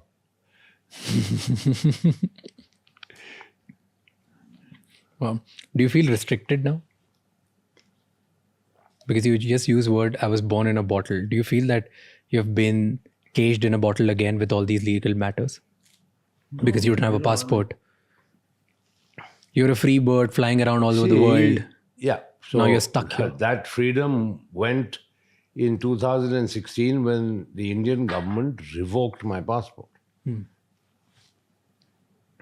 So it wasn't a suspension, it was a revocation. So I knew back then the consequence was no travel, right? So for a guy who used to be on a plane 3-4 times a week, flying around the world, to be in one country for 9 long years, certainly a game changer. It must be. But it's not a matter of life and death. I mean, it isn't that profound because there's enough and more to do and to enjoy a quality of life that, okay, has shrunk in many ways from what used to be, but it's still okay. One must get on and move on. Does it not bother you? No, it doesn't bother me. Do I look bothered? No, Not to me. It's not a question of what is the meaning of do I get up in the morning and wipe my tears away every day? No. Someday, some point, you're like, I'm done with this. Like, what the hell is happening with me? What is my solution? What are my options? The government of India has revoked my passport, right? All I can get is a one-way travel pass to India. That's it. What about my constitutional rights that every Indian citizen is entitled to a passport? And what happens if I try to enforce those? It'll drag on for years in the court. By the time I might be too old to travel. So don't you feel lonely here? No, well, I have a lot of my friends here in England. A lot of people come and visit me. Well, another one of life's lessons is when times are tough, you realize who your actual friends are. And I have realized that very comprehensively. I mean, those who used to be my so-called buddies who, in times of my heyday, for lack of a better word, are nowhere to be seen. You used to hang out with a lot of billionaires, Bollywood celebrities, politicians, a lot of people and your friends from the corporate world. They all stopped taking up your calls? No. The politicians certainly stopped. And I think as one of the many politicians explained to me, quite truthfully, which I respect, he said, if we are seen to be associated with you, this government will come after us. Because I think in the political world, I think it's pretty well known and more importantly, pretty obvious that this government is after me. So they want to protect themselves. As far as corporate titans are concerned, I mean, Kiran Mazumdar, bless her soul, she's like my sister, makes it a point to be in constant touch, comes to England, we always have a meal together. And like that, there are a few other good friends who keep in touch, but otherwise, no. Certainly not as frequently as I would have been in touch with them or seen them when I was in India and all these troubles hadn't started. Talk about Kiran Mazumdar Shah. She publicly talks about you and how close you were, like since childhood you were friends. And she talks about your generosity, your optimism. She's been very vocal that you gave it all to save and fight it all. She has gone out in public and said that just it was bad times and bad things which happened to you, but you were right and you gave it all away. So she talks about it, and someone of that stature living in a very public market in country like India, usually people stay away from these conversations and people would want to, she talks, but she doesn't. She talks about it every time people ask about you. She's been okay about it. In fact, there was a statement that she said, a lot of people are optimistic. Vijay was probably rather more optimistic than most. And no, it she wasn't talks a about question of just optimism. Let me tell you, Kiran and me grew up together. I talked about the brewery house in Bangalore. At that time, there was a little colony. So there was a brewery house in which I lived and then 4 other bungalows. The one next to the brewery house was actually occupied by Kiran Mazumdar and her father. Her father was the chief brewer and the technical director of UB. Okay. And so Kiran and her 2 brothers and mom grew up in my house, in my colony, with one wall separating us. So we were very, very close. And Kiran has been very, very different. She started off being a qualified brewmaster. How many Indian women can you think of who would go and qualify as a brewmaster? But Kiran was determined to do it, and she did it in Australia. So, Kiran, as an entrepreneur, not only has been brilliant, but has a super brilliant track record. But she's a tough cookie, and she speaks her mind, which is something that people should respect. And being a woman at that. So I'm so grateful for her public support of me. She knows what I went through with Kingfisher Airlines. I used to share it with her all the time. And she knew that I gave it my all. I mean, forget about just putting in 3,000 crores. I mean, every bit of my blood, sweat, and tears went into trying to make Kingfisher Airlines work. Now that she isn't here, you're not there, here you're alone, friends, parties, businesses, that busy, restless life, nothing is there. In 9 years, what was the loneliest day of your life? I always have had something to do. I haven't been sitting alone. I told you, my interests keep me occupied. My pace of life is slowed down dramatically. My pace of life now is probably one of semi-retirement, to be honest. But that's what happens when you reach retirement age, isn't it? So the frenzy of the past doesn't last forever. And I'm in that phase. But I have enough and more interest to keep me occupied. Tell me, what do people misunderstand about you? I don't know what people understand to begin with. Forget about misunderstanding.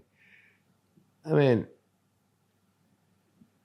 people in general, particularly the media, they hate my guts. They don't like the fact that I rarely get flustered. And they try to break me down deliberately, brick by brick. They try very, very hard. But, you know, maybe it's my upbringing in life. Maybe because I started very young. I'm tough. And tough, so I don't get browbeaten. I don't get pushed over. I stand my ground. And the media hate it. They absolutely hate it. So, I've heard all this.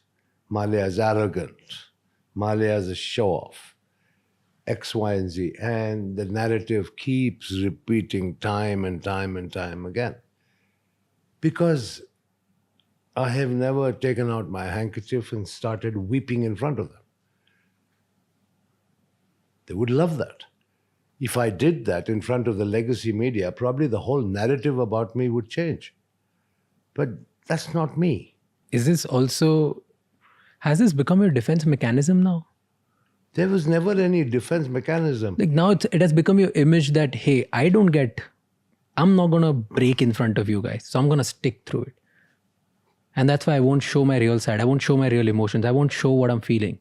But what I'm feeling is real. There is no other side.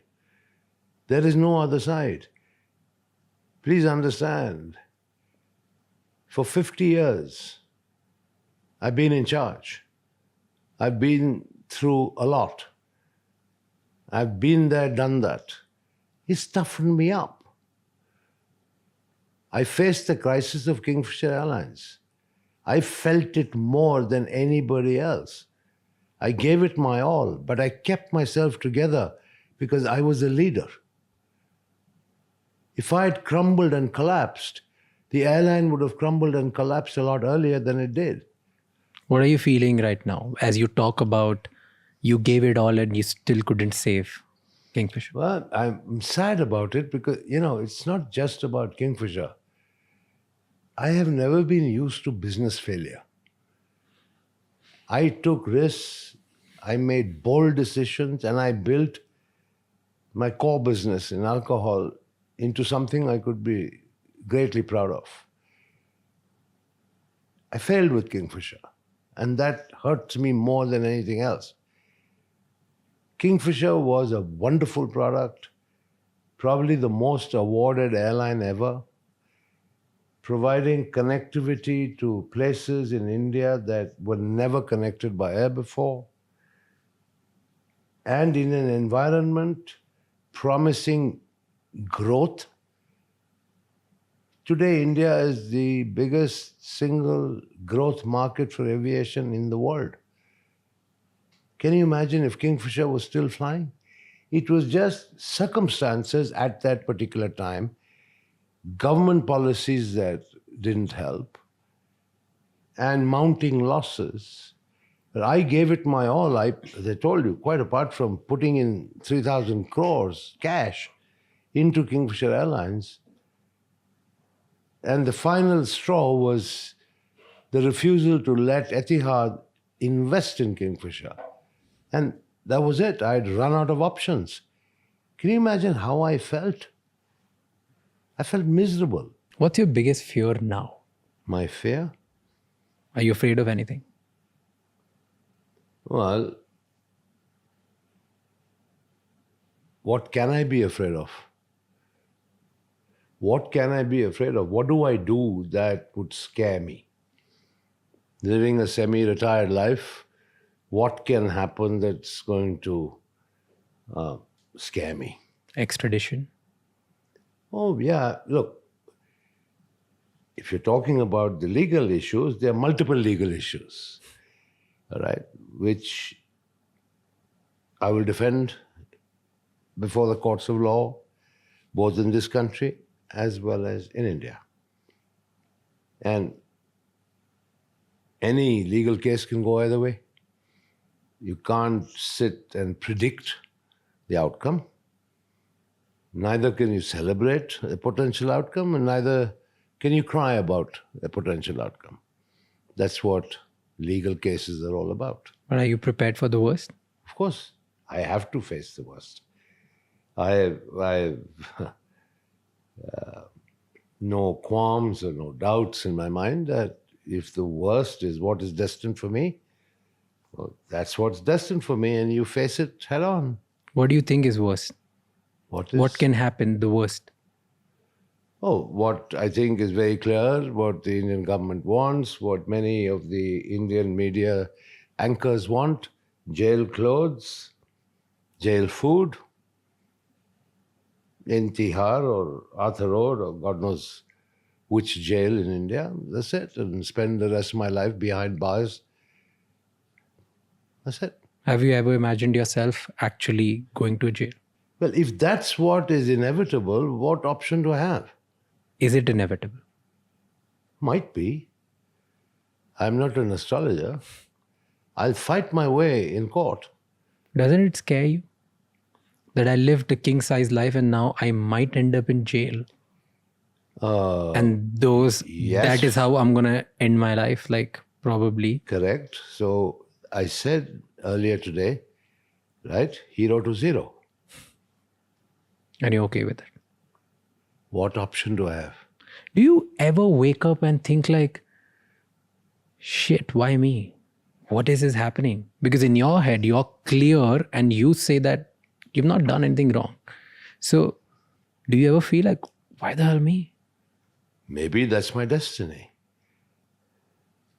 Maybe my stars are misaligned. Do you believe in it? No. I don't believe in astrology, but... Do you believe in God? In God? Very much so. I'm deeply religious. I've gone to most of the temples in India, particularly South India. I've made my modest offerings to various temples. I don't know whether you know, but The Sabrimala temple in Kerala, the entire gold roof was donated by me. Tirupati, Tirumala temple, the entire gold plating of the front of the sanctum was donated by me. I've donated Dwajasthambas in the Subramanya temple and Mokambika temple. So I definitely believe in God. So do you not then question it? No, sometimes I don't question it. I just I believe in God so much. I do so much for my religious belief, and still I'm going through all of this. Yeah, well, ultimately God will protect me. That if I have to have a rough ride in the process, maybe that was also what God wants. Do you think winning the case is important for you now? Or you're like, even if it gets stretched, I've come terms to my life, I'm aging, it's okay. Unfortunately, the word stretch doesn't work in English courts. Okay, there's nothing known as stretching a case in this country. In India, yes, sadly. That's why legal matters take so much time to resolve. Here, dates fixed, trial dates fixed, decision rendered, story over. So you can't willfully kind of string things along. But is it important for you to win? Yes, because I believe I should win on merit. What have I done? I've done nothing wrong. I'm not a criminal. If you could go back to your younger self, what would you tell your younger self? Would you tell him to do anything differently?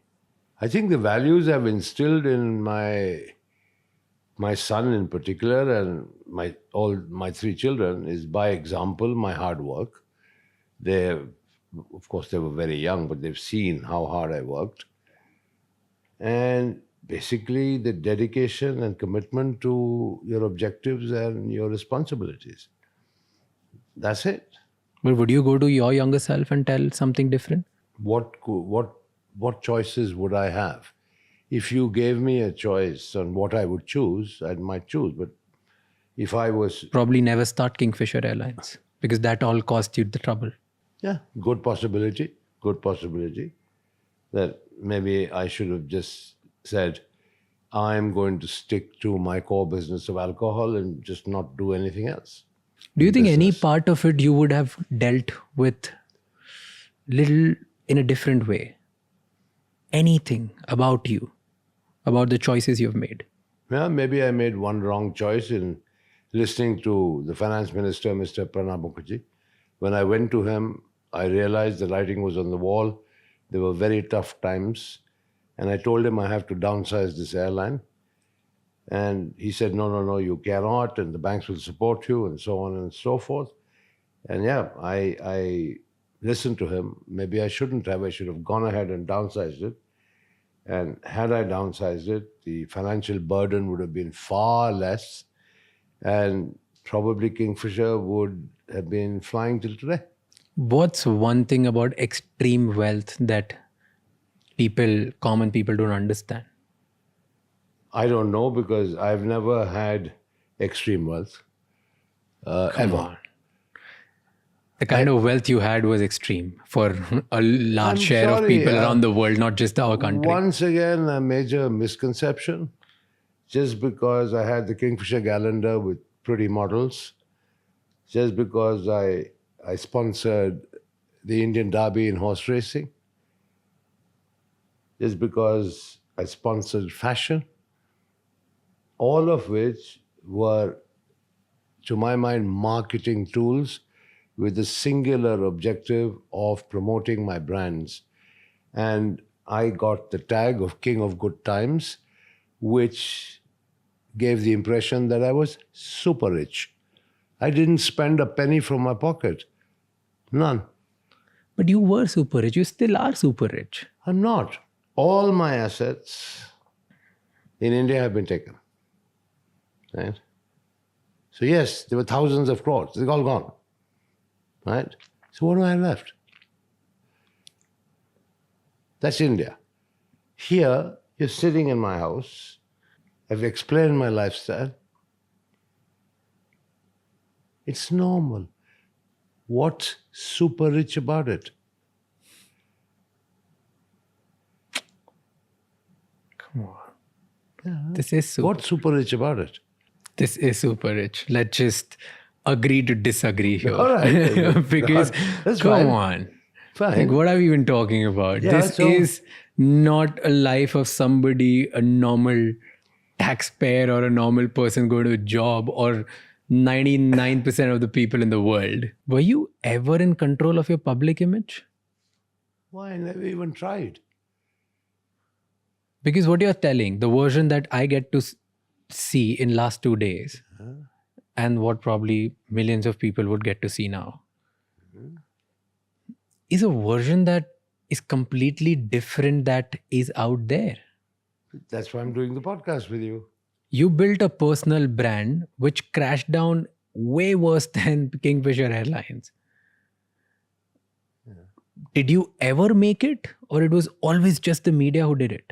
It was only the media who did it. So you were never control of your personal brand ever at any point. Not once.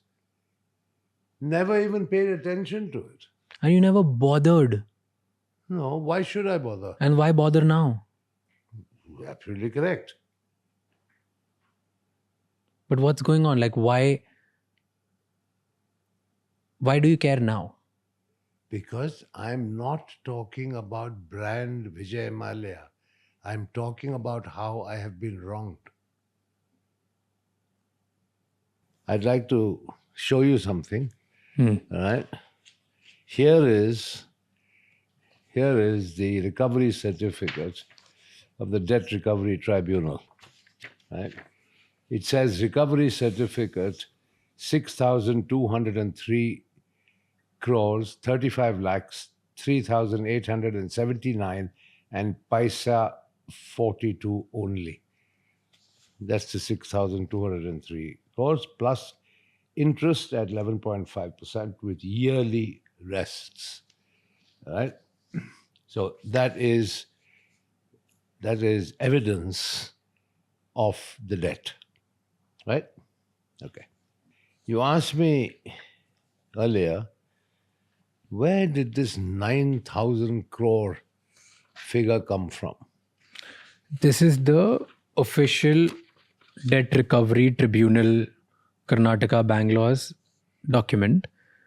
Yeah, that's And they have said that you owe 6,203 crore rupees. me along with four others. 4 others. Yeah. Correct. Okay. Kingfisher Airlines, United Breweries, Vijay Mallya, Kingfisher Fine West. Correct. Okay. So the assets of all those combined, right, would need to satisfy the judgment debt of 6,203 6,200 crores. Yeah. Before I go very further, I'm the one under attack. Not all 4. Anyway, you asked me about where this 9,000 figure came from. Yeah, because it's written 6,203. No problem. Plus interest, whatever the case may be. That is dated 2017, if you see the date of the document. Yeah. I can't. Where is this? Maybe you should go to the end. Okay. Last signing. Yeah. Date of deliveries 26 July 17. Correct. Okay? And then I'll show you another report about an interview with the Prime Minister. Okay? March 29, 2019, in which the Prime Minister has said he owed 9,000 crore, but government recovered 14,000 crore, says PM Modi on India's action against Vijay Mallya.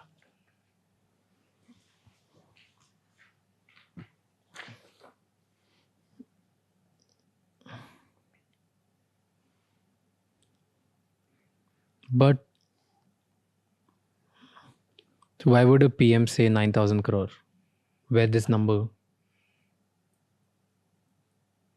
I'm as perplexed as you are because the banks have not ever submitted a statement of account to me, which in itself is very strange. But the Prime Minister has said it, and it has been widely reported, all right? And it quotes the figure of 9,000 crores. Now, the Prime Minister of India is not going to make a frivolous statement.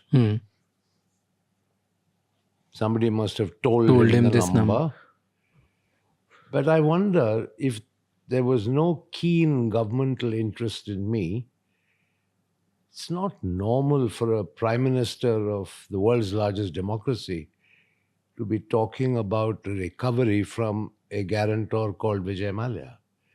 He addressed it because your case was very public and a lot of people were questioning it. You became a public matter. You were no more a private defaulter. So I'm the only one, according to you. No, you were way too public than others. There are several other companies who have borrowed a lot more money. Seriously, a lot more money. But nobody gets mentioned. Anyway, that's fine. I'm just narrating the sequence of events. Then. But before we go there, Yeah. who are you actually fighting against? Media, government, or judiciary? I'm not in court against the media. I'm not in court against the judiciary. I can't be. I'm defending myself from those who are prosecuting me. And the prosecutor is either the government or the bank. Simple. Okay. I'll go through the series of events. Let's go through those events So- together. One of the sort of allegations is that I improperly borrowed money from the IDBI bank by some sort of nexus. Yeah, between you and the Between me general and- manager. And the chairman and managing director and executive directors, which is A lot of people were involved, so that the anyway. normal rules of lending were not applicable to you. IDBI Bank had a Reserve Bank of India and a Ministry of Finance representative on their board. All the loans that Kingfisher Airlines received were approved by their board. Right? But I will draw your attention to a public statement in 2021, because IDBI is a publicly listed entity, had to report their financial performance to the stock exchange. And announcing the quarter one results, the managing director and CEO, M.K. Sharma, said that 278 crores by way of principal and 331 crores by way of interest, aggregating 753 crores, was recovered from Kingfisher Airlines. This is in 2021. And therefore, IDBI was paid in full.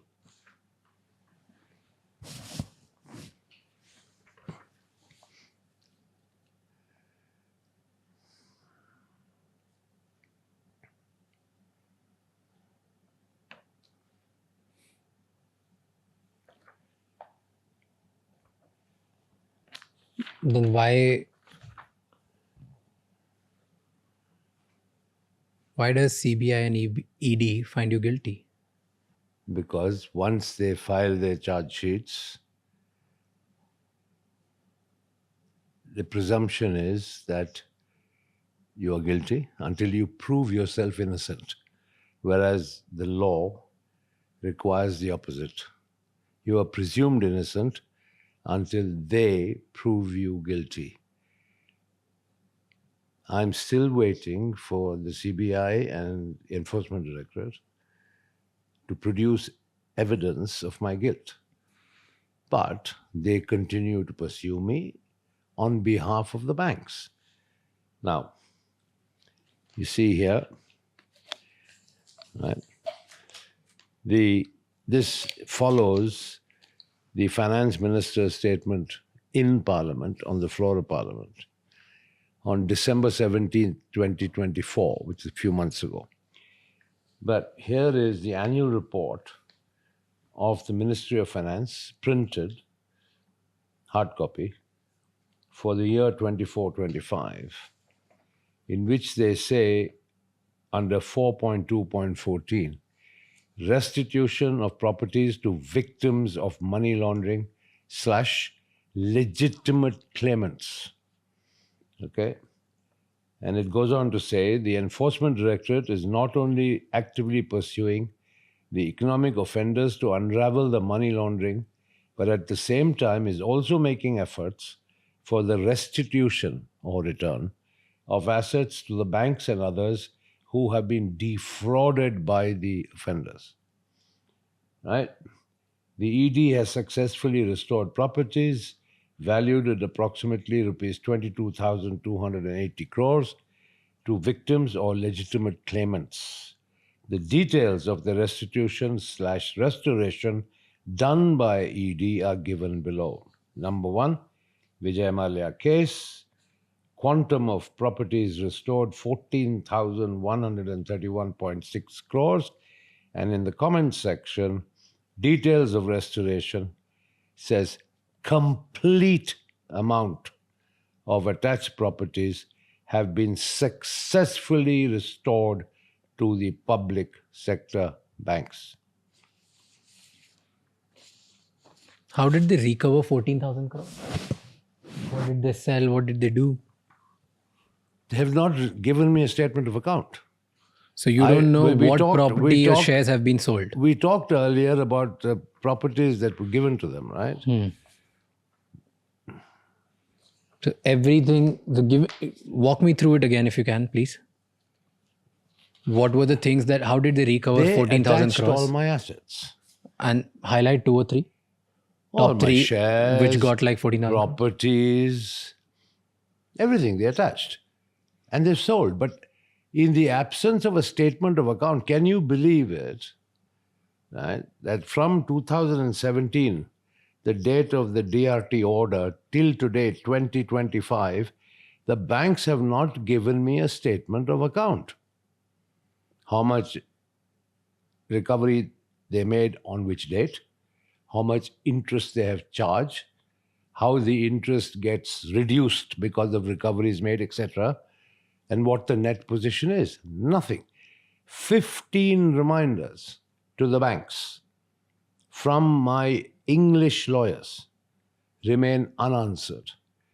Letters from me personally to the chairman of the SBI remains unanswered, and my last letter requesting a meeting to resolve these issues came back with a response saying, we are not interested in meeting.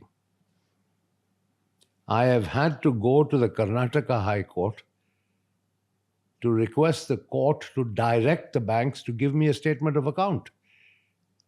Is this normal? Do you think there is another example like this anywhere in the world? I mean, it's ridiculous. So if I'm not targeted, then why am I being treated like this? But recovering all the money that you owed is not as same as you paying them willfully. These are 2 different things. Yes, so Maybe you I committed made 4 different settlement offers from in when? writing. From when to when? So around 2016, including before the Supreme Court of India, which the banks dismissed. Before you left the country, you made this? Yes, absolutely. Absolutely. I've been trying to settle with the banks. Do you have that proof? Yeah, it's public record, Supreme Court of India records. Absolutely. I would also like to remind you, I told the finance minister that I was leaving, in 2016 in March and told him that, Pudi, please facilitate a meeting with the banks to settle this loan issue. Here's something that don't add up for me. On 29th February 2016, Supreme Court announced that the plea seeking action against Vijay Mallya would be heard on March 3. And you left on March 2nd. I'm not aware of this Supreme Court directive. How is it possible? Somebody from insider must have told you something, because if a Supreme Court declares a date against you, how were you not aware? You were already fighting. There were lawyers after lawyers. I'm sure there must be something. Because there was no such Supreme Court directive. Simple. But it's out there in every media, everywhere. But it's written. Like if you go back, if you search today, all the newspapers online, everything that you see, it's said that on 29th February, Supreme Court directed that, and you left on March 2nd. But my World Council meeting, obligation and appointment was fixed 3 months before that. That is okay. I'm not saying that So that was already a well-established travel plan. Plus, I once again remind you, I told the finance minister himself on the day of my departure. But that doesn't mean that you were not aware of this. Aware of what? I'm sorry, I don't get it. Aware of the fact that Supreme Court has a hearing against you on March 3rd. Absolutely not. There was no such hearing. There was no such hearing. Supreme Court has said this. All right. So, like I have provided you documentary evidence, if I'm shown a piece of paper that states that there was a Supreme Court hearing in my case scheduled on the day of my departure, I will March respond 3rd. to it. You left on March 2nd. Yeah. So, unfortunately, I don't have the Supreme Court document, but I only have news clippings and news. I am not aware of any such Supreme Court directive. I am not aware of it. Okay, then the other case, you said once you landed here, your passport was revoked. You wanted to maybe come back, but you were yourself in shock that the passport was revoked, right? Yes. Walk me through the day when you got to know that you can't come back to India. I don't remember the exact date, but like what were you going through? When did you get, like the moment you got to know that your passport being suspended or revoked? Yeah, but suspension and other forms of restriction would have been understood or perceived differently. But revocation of a passport, it's the most severe form of withdrawal, right? To revoke. Yeah. So, because I did not attend the summons of the Enforcement Directorate, to which I replied, and I said, I'm coming back, but I need some time. I need to arrange some money to pay off the bank loans, etc.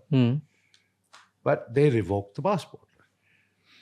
What they intended to achieve by revocation of my passport, I still do not know. But so on March 2nd, you left. March 8th, banks informed Supreme Courts that you have left the country.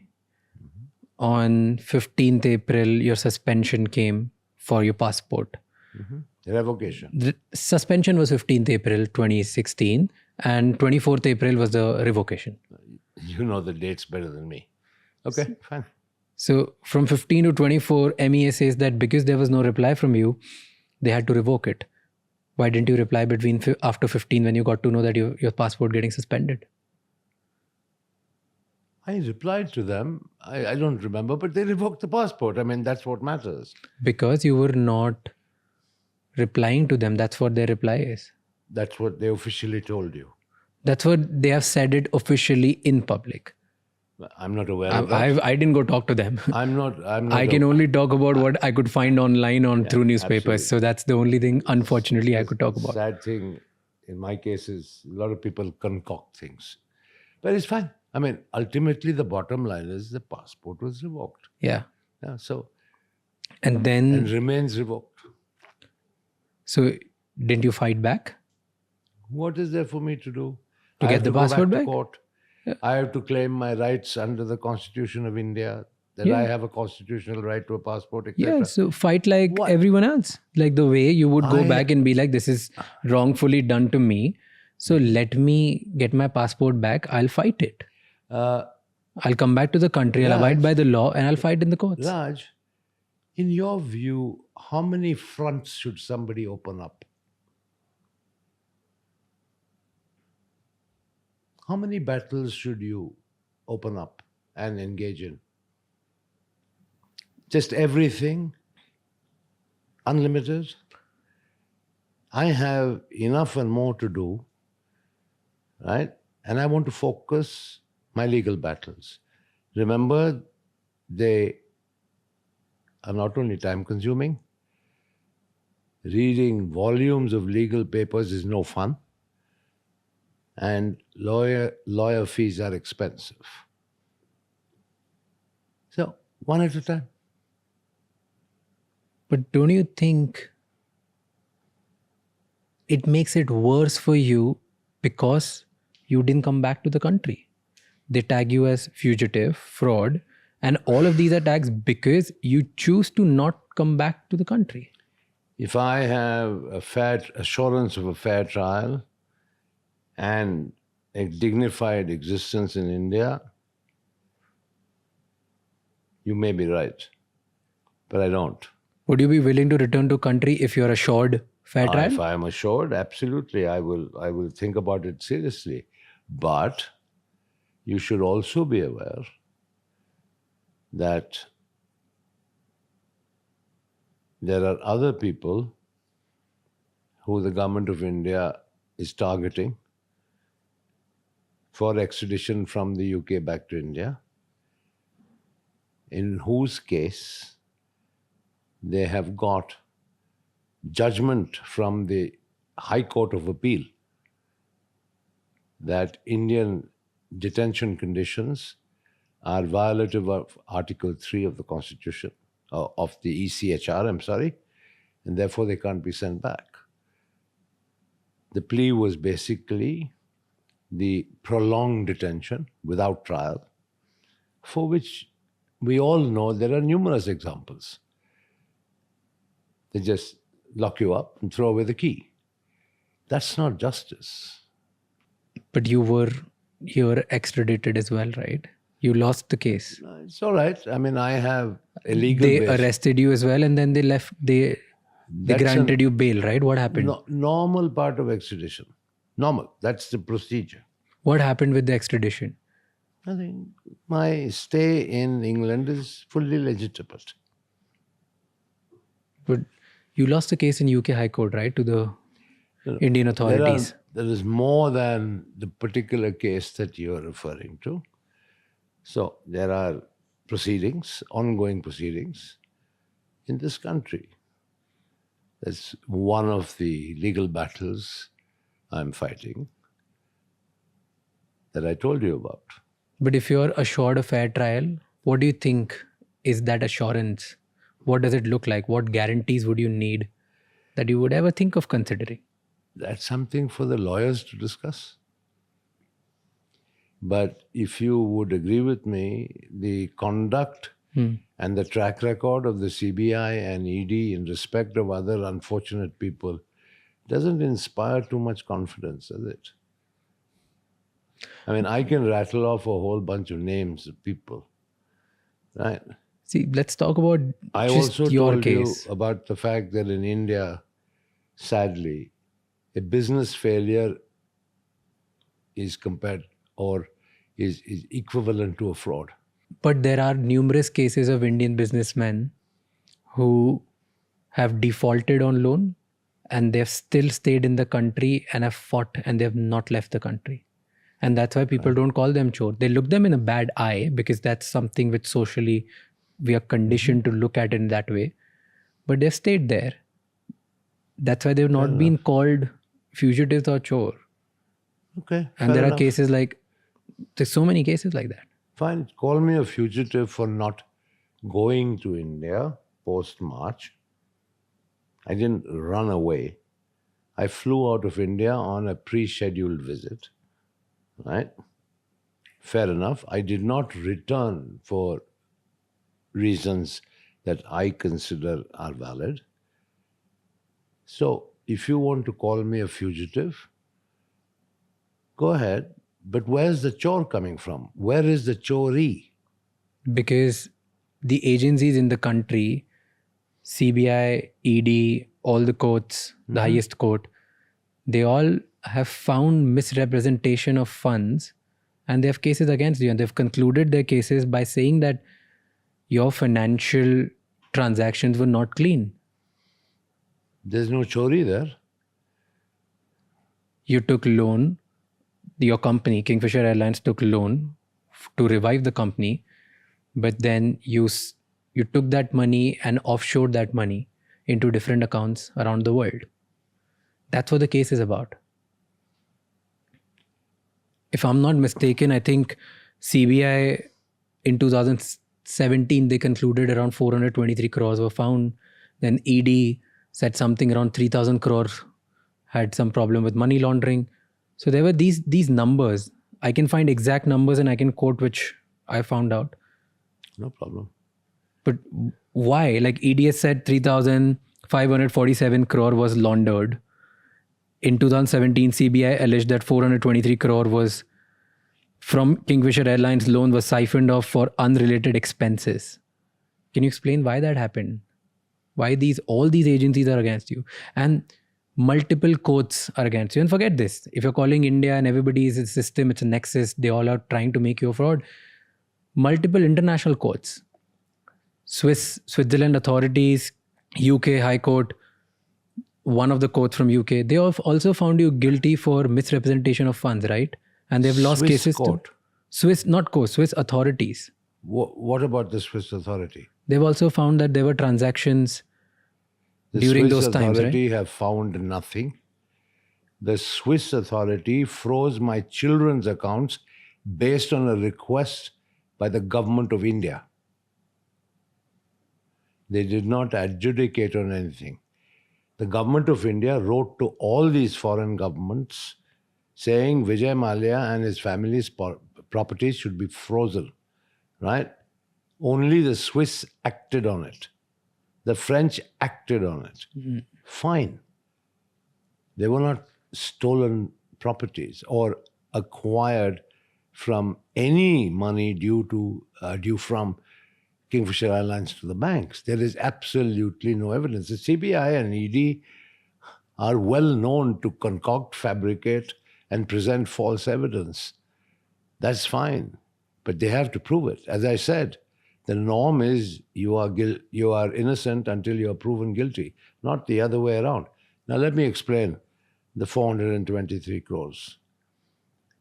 In an airline, more than 50% of operating costs are in foreign currency.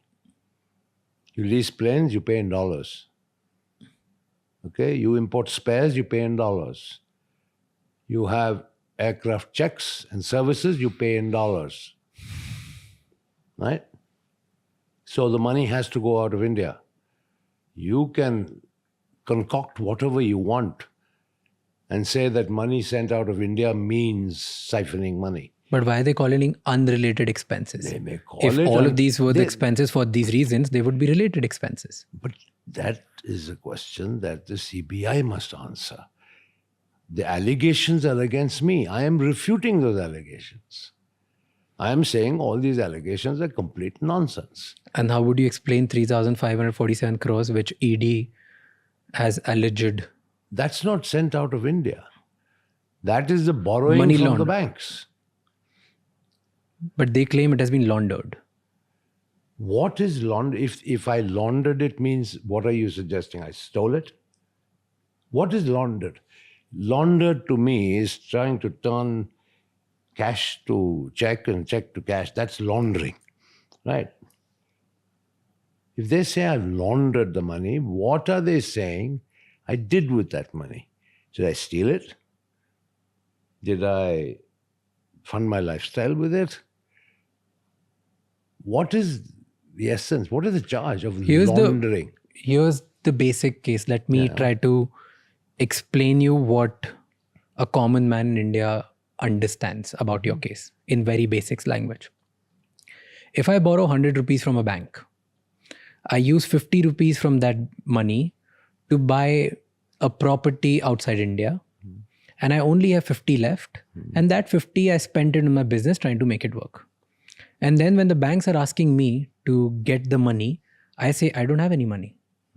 Now, banks are not saying that why did you burn the 50 rupees in making the business work? They are questioning why did you transfer this 50 rupees to buy something else outside? So That is the whole case. And in your case, numbers are outrageous.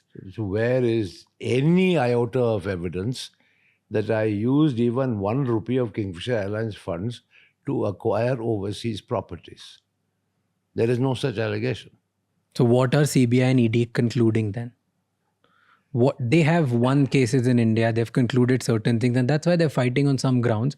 Why would UK courts even entertain if there's no proof?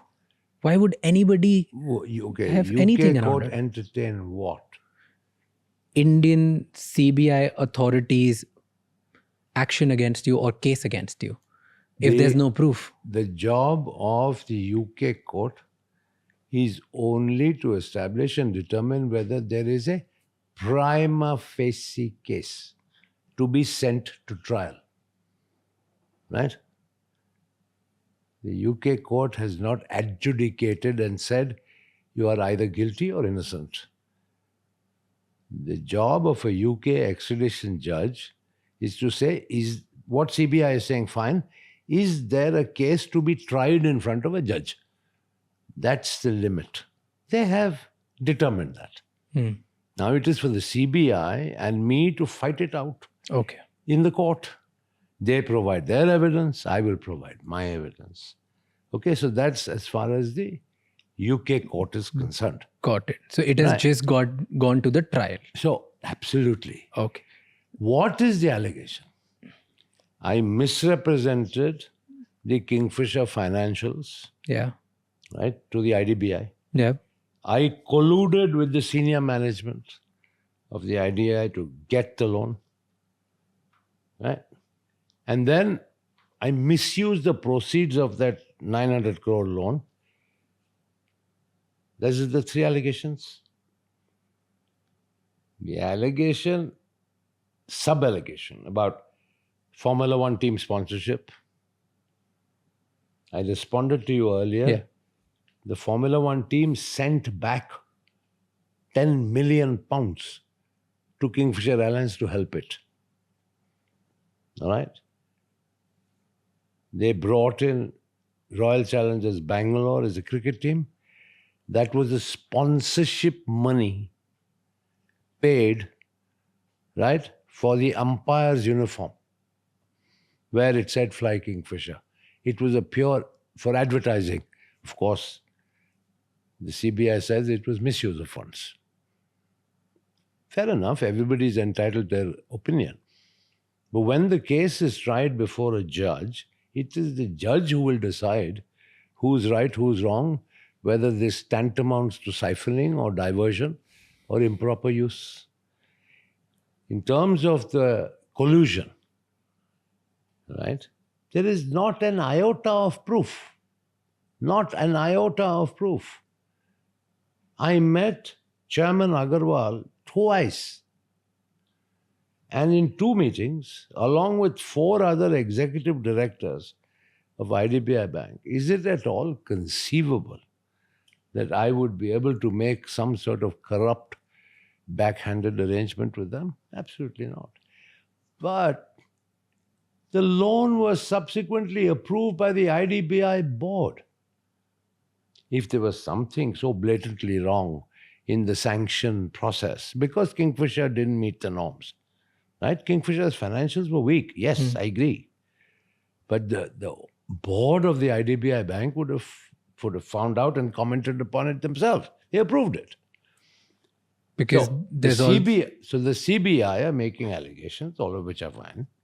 But there is an equally robust defense against these allegations. In the same case, when it comes to IDBI and all the consortium of banks which gave you loan. It is also said that there was an independent agency from UK which put out a brand valuation of 4,100 crores on Kingfisher's brand. But in reality, the brand value was only 160 crores when later was audited by an independent valuer.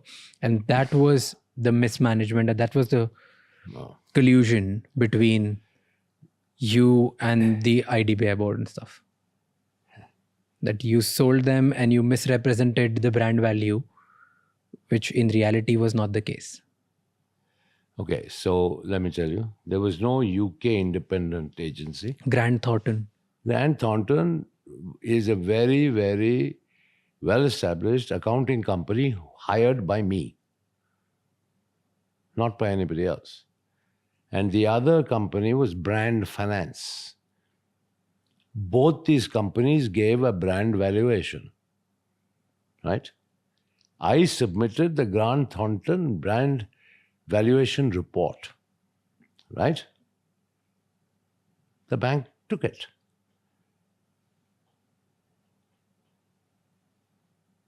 I had two recognized valuers, submitted one report, which they accepted. Now, is that fraud on my part? If they didn't want it, they said, this is not worth the paper it's written on, tear it up and throw it away, I would have done so. It's all very well in hindsight to construct a case with all sorts of frivolous allegations. And fine, if it's got to be in a court of law, thrashed out, it will be.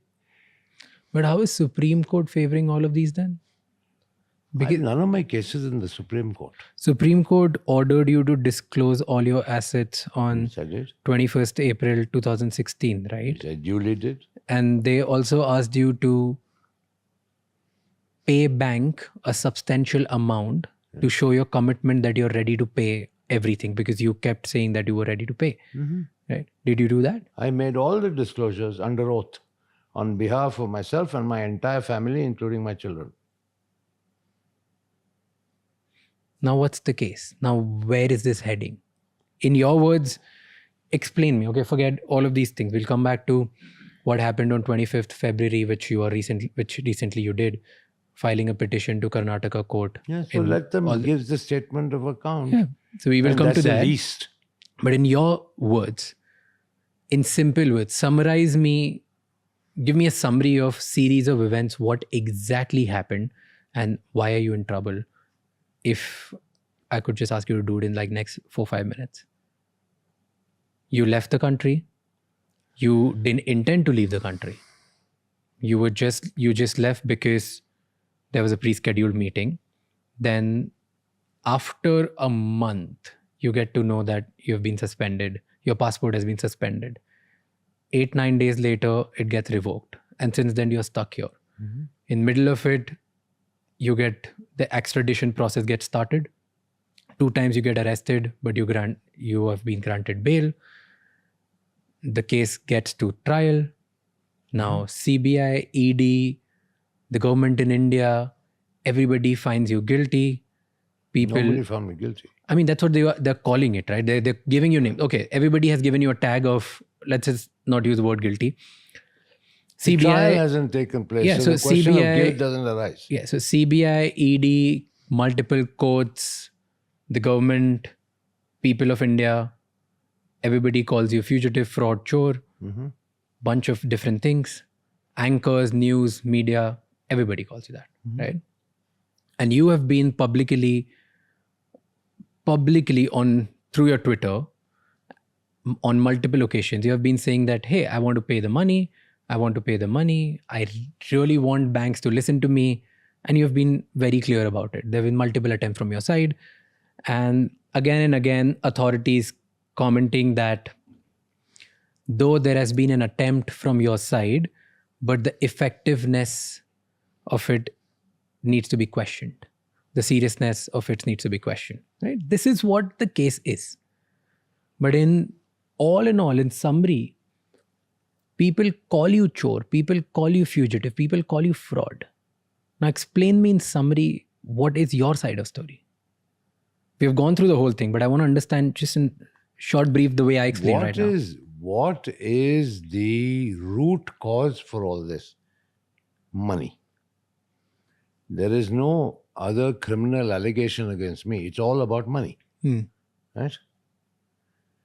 I showed you the debt recovery certificate amount, 6203 crores.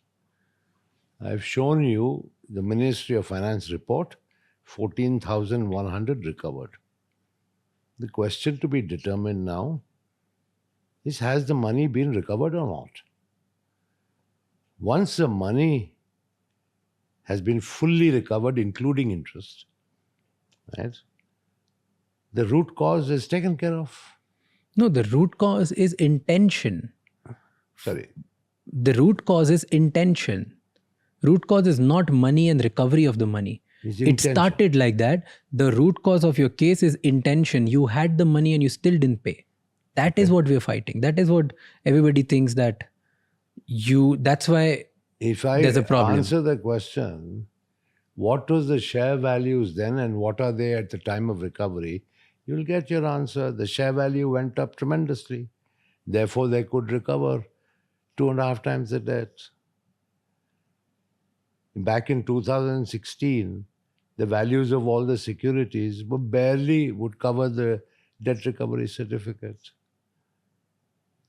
So there was a huge appreciation in the value of my shares held. So it's fine. The root cause and cause or loss to public, to the common man, Indian taxpayer, is the money, which has been more than recovered. Right, fine. I'm ready to face trial for intention. So, if they want to convict me for bad intention, I'll fight it. Win or lose, I'll fight it.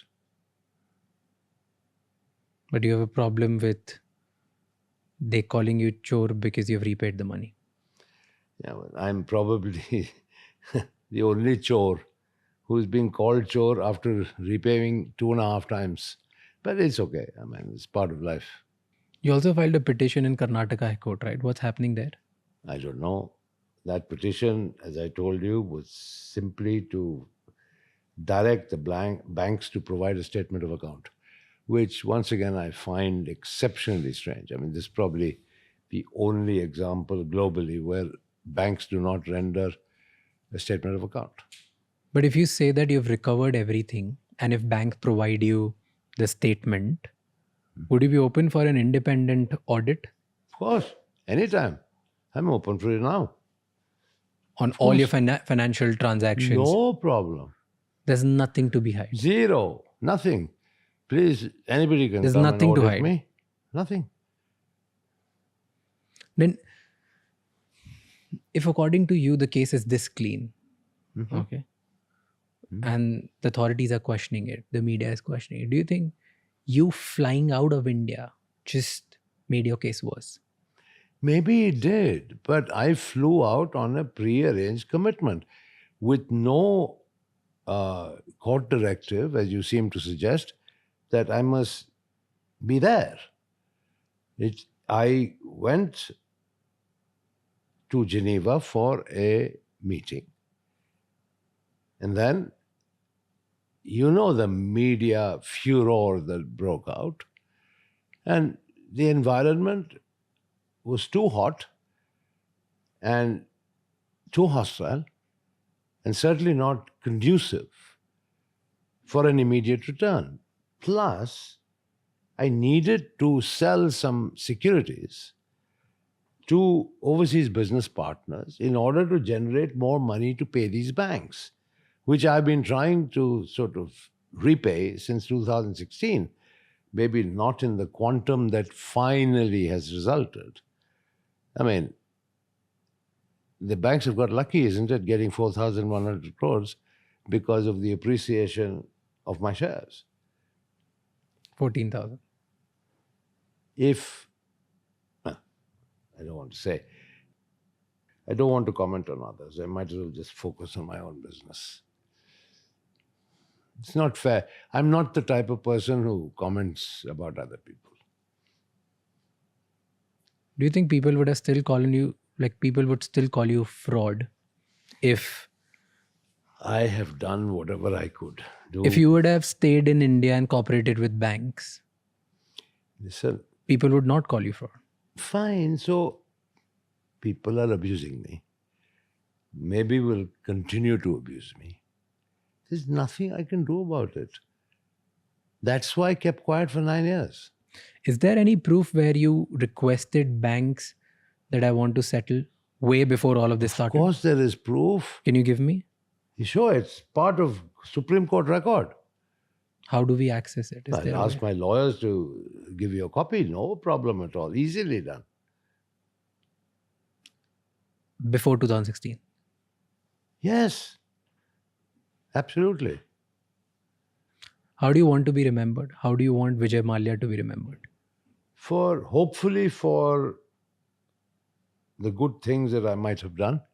Certainly not for being a chore.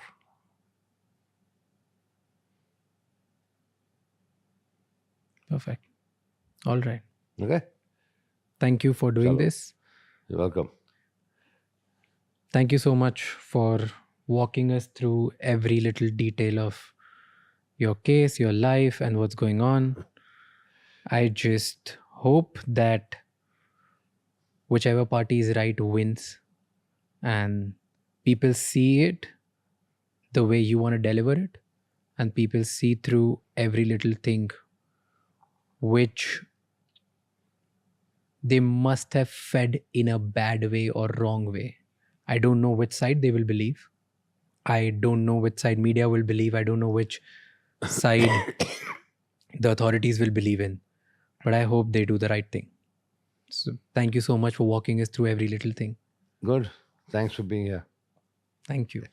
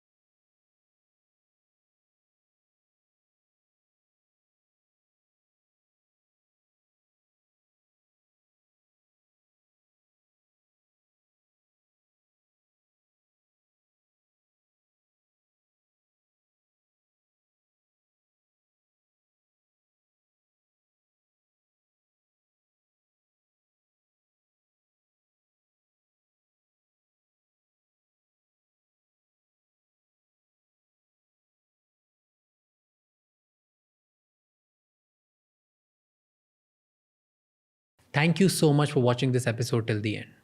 I take these kind of episodes with utmost responsibility. I'll see you the next time. Until then, keep figuring out.